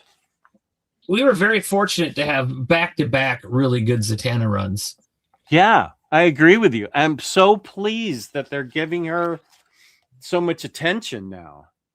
And the fact that they're giving the Omni the perfect cover is great, because that's the one issue that I kind of wanted to buy the cover for, but it's way more than I want to pay for it. So now I'll have the Omni that has it on there. I've got a good feeling Zatanna is going to show up soon in James Gunn's universe. Oh, that'd be great. Mm-hmm. Well, she's in Absolute Wonder Woman now. We have Absolute Zatanna. Oh yeah, I saw that. Was it volume 7? I'm sorry, issue 17? Because the newest one is the first time on the cover. She's been in it earlier. Okay, but that's her first. This week's was her first cover appearance, because she shows up and we get the Absolute Suicide Squad as well. Oh man, that sounds great. Hang on to that Zatanna Omni thought. It would be hard for me not to put James Stokoe as best artist. Always a great choice, man.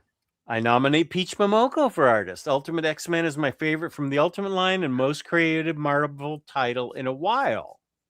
Okay. Amy has a lot of Peach Momoko covers that she was really heavily collecting all of hers when she was first doing all those Marvel comics. And she did a few Something's Coming with Children covers too. Yeah.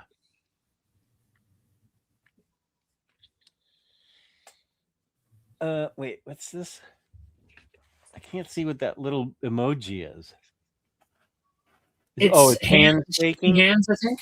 Okay, so a lot of people agree with Peach Momoko.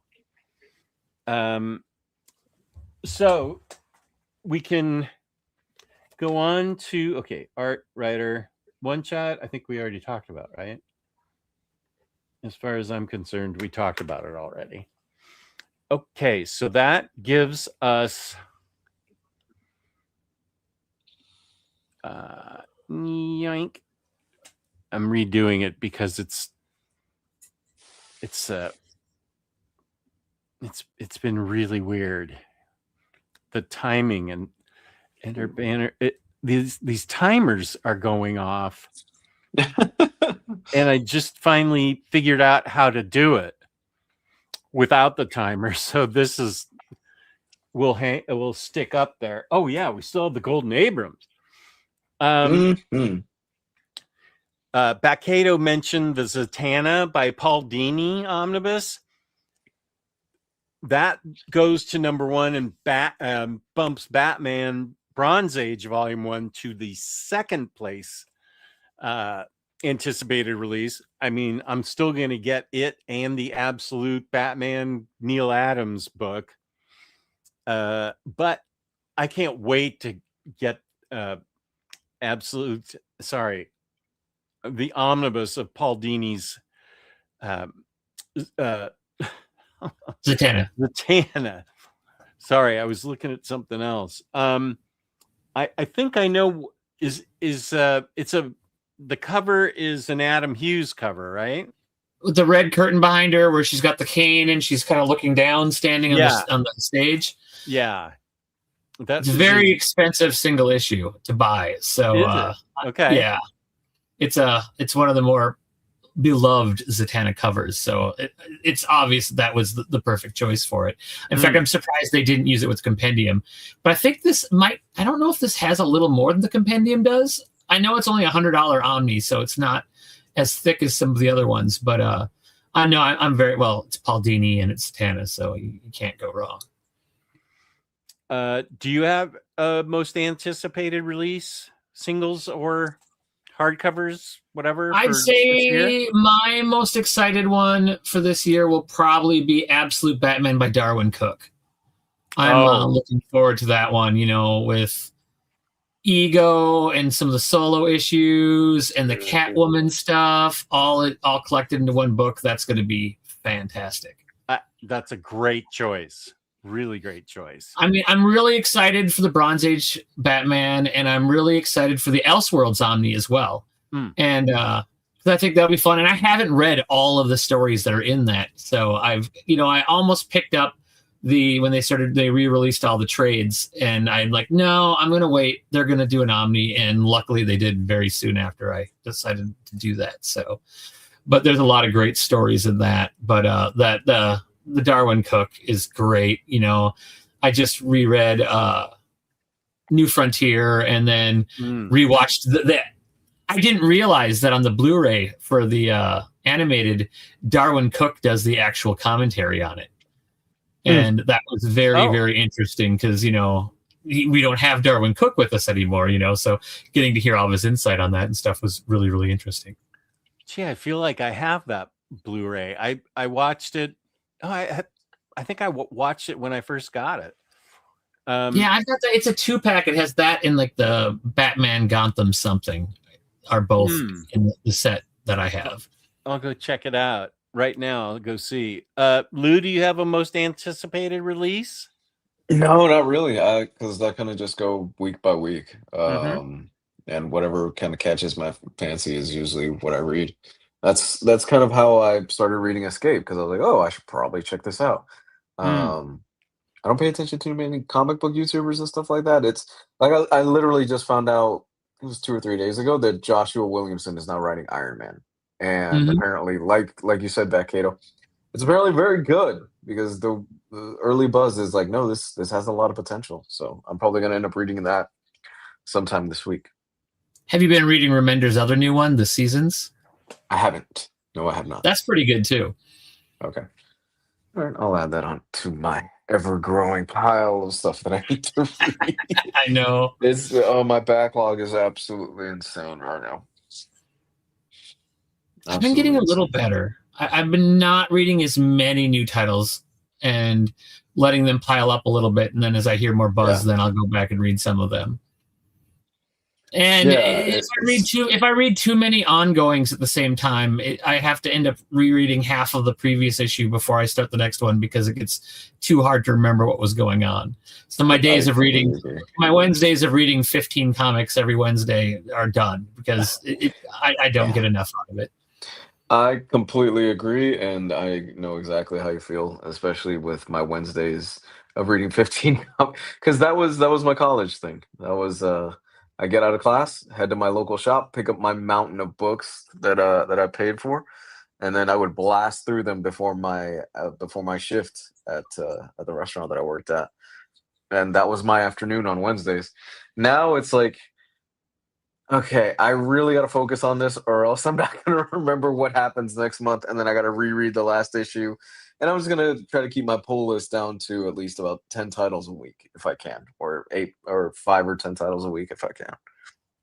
Yeah, I read a lot more digital, but my physical is usually around 5 each time, Yeah. and there's always like one cover. Like I wasn't gonna buy all the physicals for KO, but I've been getting the Daniel Warren Johnson covers for each of the main series ones because they're great. It is a constant struggle of balance, trying to balance everything out and just finding time for all the cool stuff. Bunk, I will defer to Spider Sam, Batmantha. She's watching it in the morning, and then coming on our show, my show, Saturdays tomorrow, and she is going to explain it all. She thinks she's going to be in a bad mood, so I'm not sure what that means, but I've asked her to explain. So she is the knowledge base that I'll be working on with tomorrow. Bunk, I hope you pre-ordered your. I saw that they're doing a DC AEW crossover issue that they have a Daniel Warren Johnson cover for. I don't know anything about AEW, but I pre-ordered that issue just because it has a Daniel Warren Johnson cover. Speaking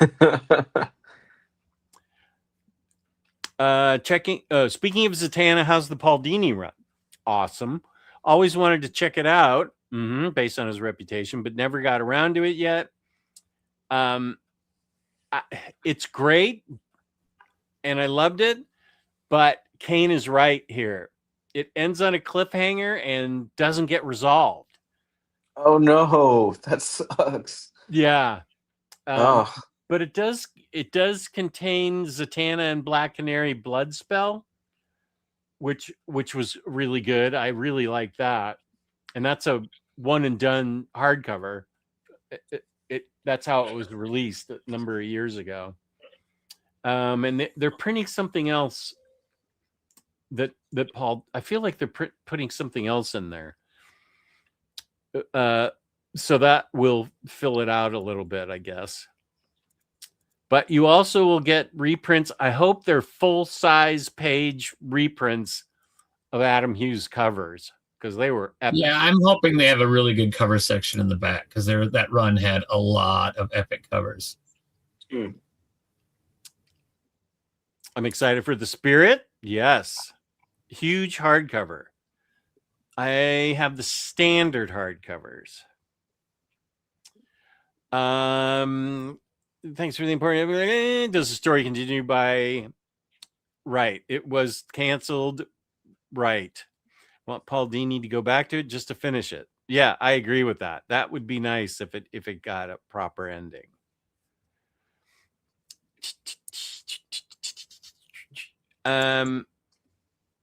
Yarnet, not so much tomorrow. Well, you're here at 10 o'clock my time, so 10 p.m.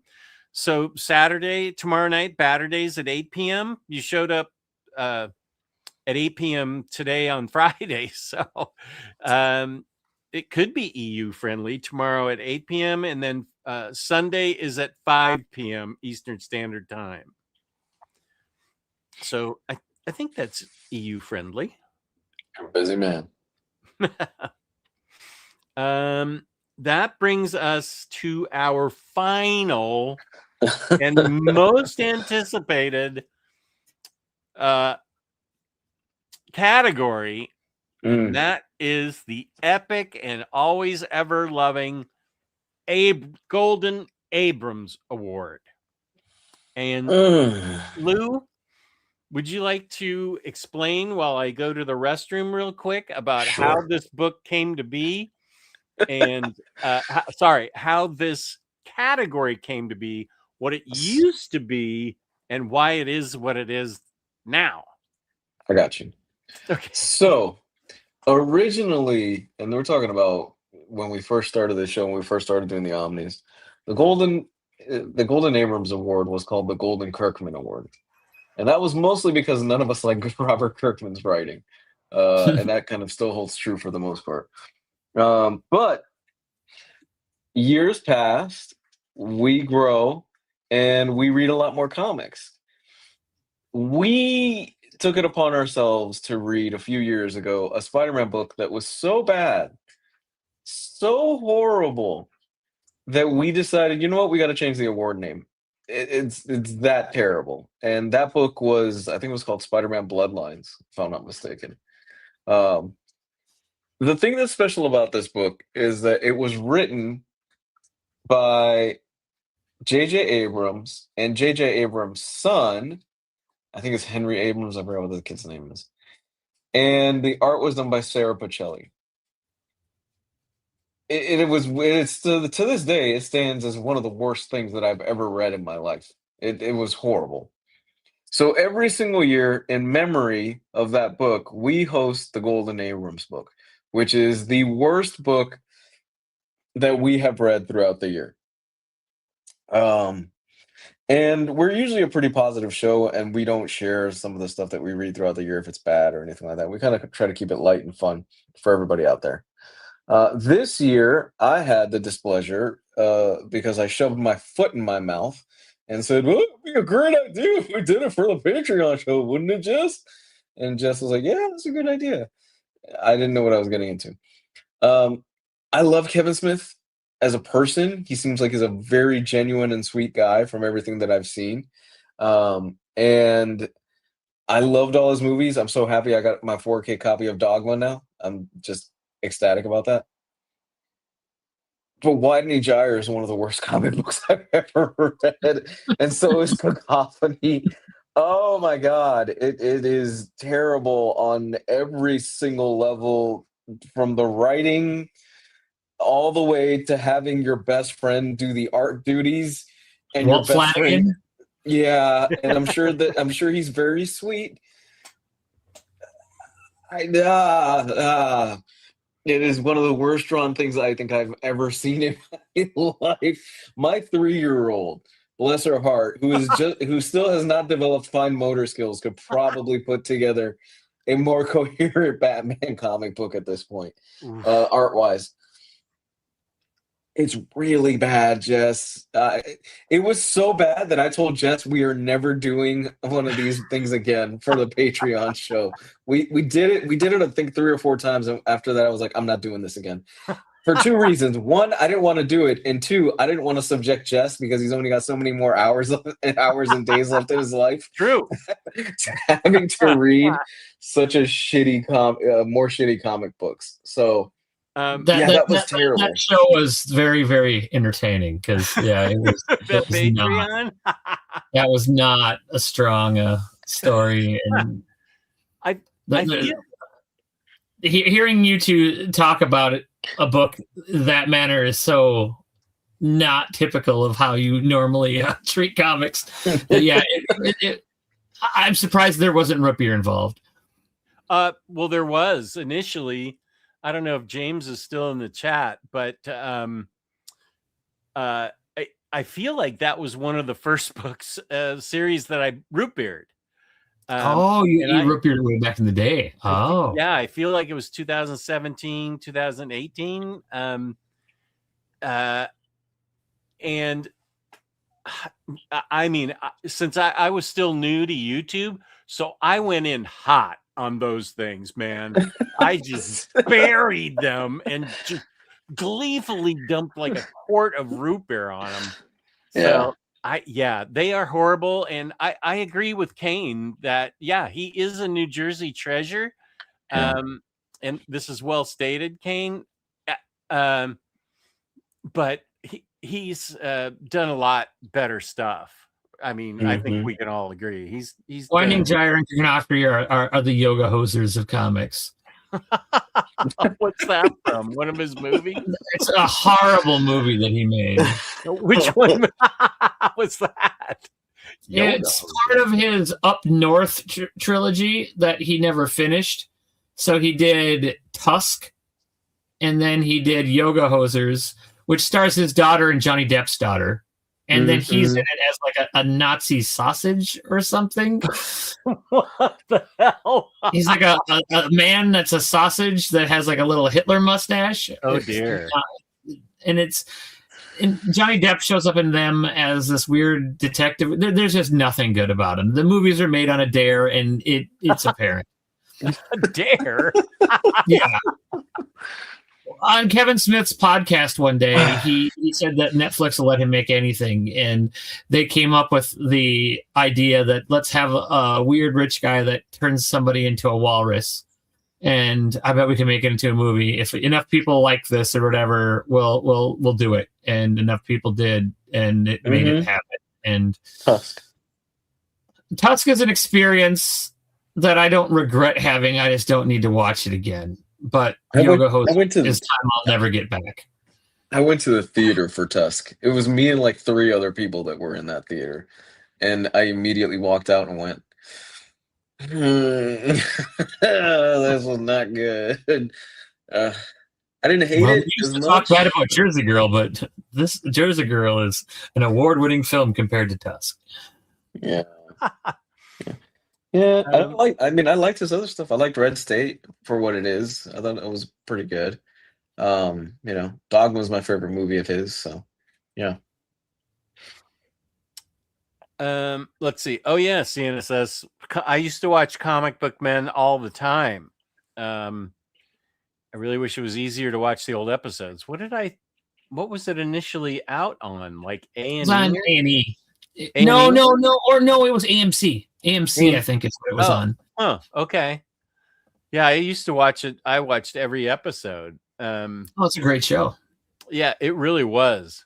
And when Stan Lee comes in and all the guys end up sitting on the floor looking up to him as he's regaling them with his tales of early comic books. And now that Brian Johnson kind of looks like Alan Moore. Yeah, he really does. And I'm trying to figure out what does he do? Is he the other guys work there? He kind of exists. He's in all of the old movies. Oh, he is. Walt Flanagan plays like 5 parts in Clerks. He's like in it off and on throughout the whole movie. And Brian is in it a few times. And then he starts showing up more in like Mallrats and some other stuff that him and Walt will always have like a little skit together in most of the earlier View Askew movies. Oh, okay. Well, I saw Clerks, but that was super long ago, so I wouldn't have recognized Walt Flanagan. I would now. CNSS, you shouldn't. You can check them out on Hoopla, but don't read them on like an iPad or something, because that's if you root beer them on an iPad, that's a bad idea. So check them out on Hoopla at your own risk. So did we already talk about Bat Cato's choice for his Golden Age? I guess I would give my award not to a single title, but to unnecessary crossover issues for events. We haven't had as many. Well, I've stayed away from the Marvel events, which have had a lot of those. But even with KO going on right now, there's this whole subplot where they're having to evacuate everybody off of Earth, which isn't going to stick. And it's just going to be reversed, that there's all of these comics of this happening that are going to have no bearing whatsoever, because they haven't done it to all the books. I mean, like Batman has this current, normal series that isn't impacted by this at all. So Earth is going to be back to normal very soon. And, so they're just doing a whole bunch of stuff, and they've moved like almost everybody off of Earth already. And it's like, well, you're going to have to put everybody right back, or else they're going to snap their fingers and it'll all be back. But there's been some good crossovers, but there's been a few that there's no real reason.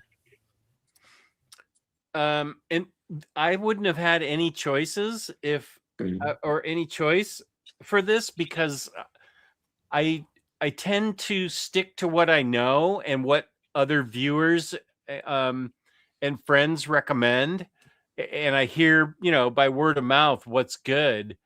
Like I found out about Black Cat by Jed McKay from Max, and he's recommended a lot of good things to me. And so I stick to only things that I'm pretty darn sure I'm going to enjoy.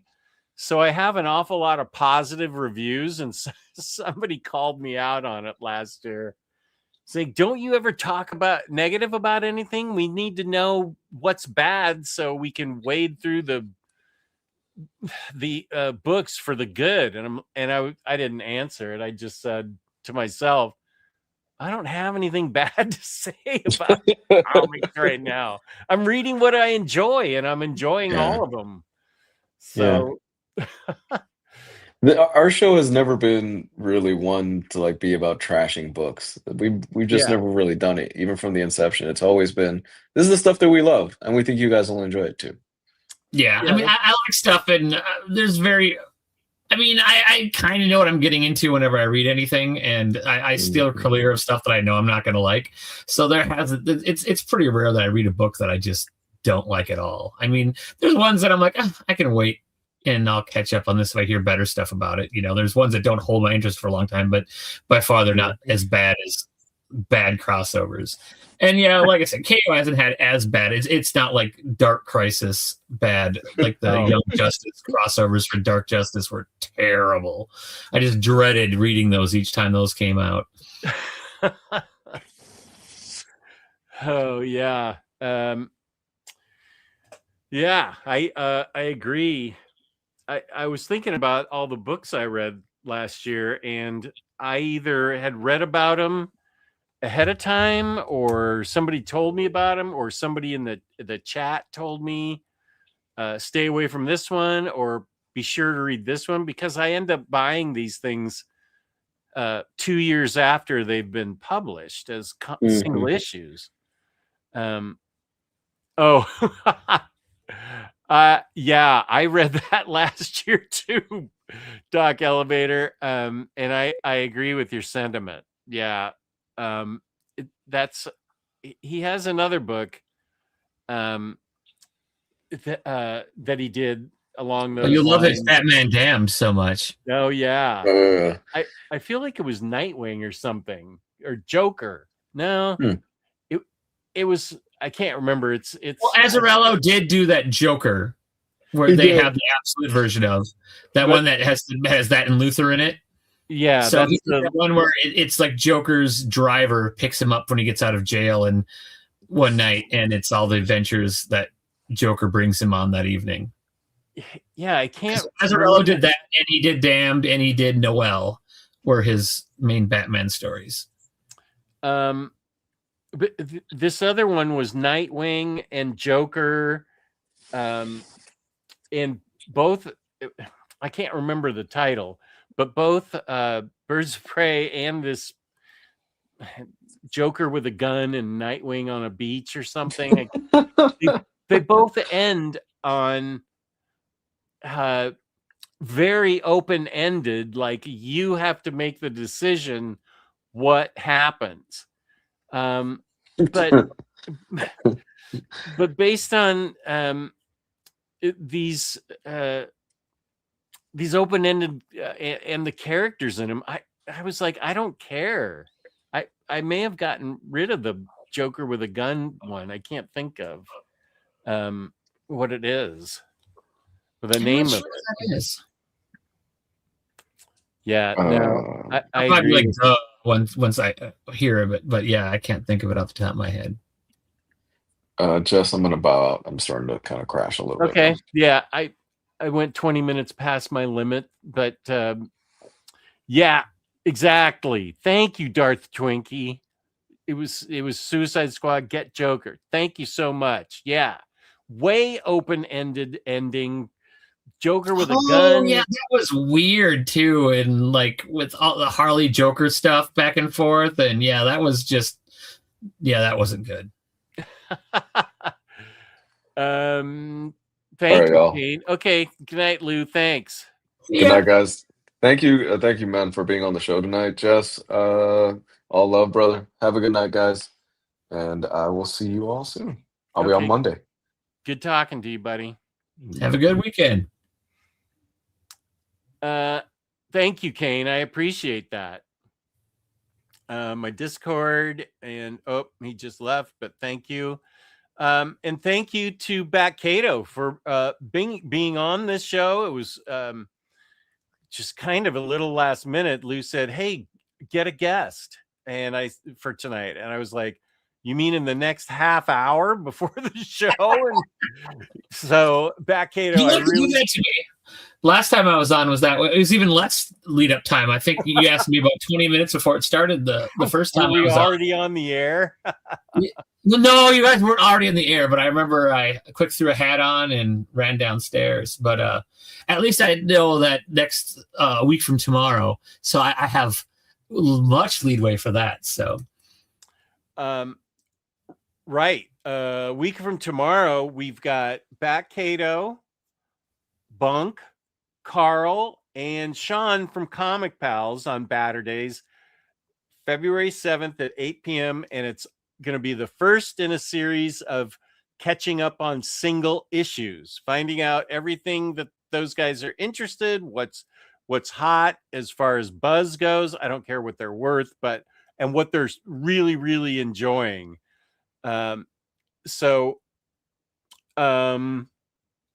Be sure to tune in to Batterdays next Saturday, where you will see Bat Cato. Tomorrow on Batterdays, I will be having Batmantha and Beyond Comics on tomorrow night at 8 p.m. And then I'm on Sunday at 5 p.m. and then Omni Bros.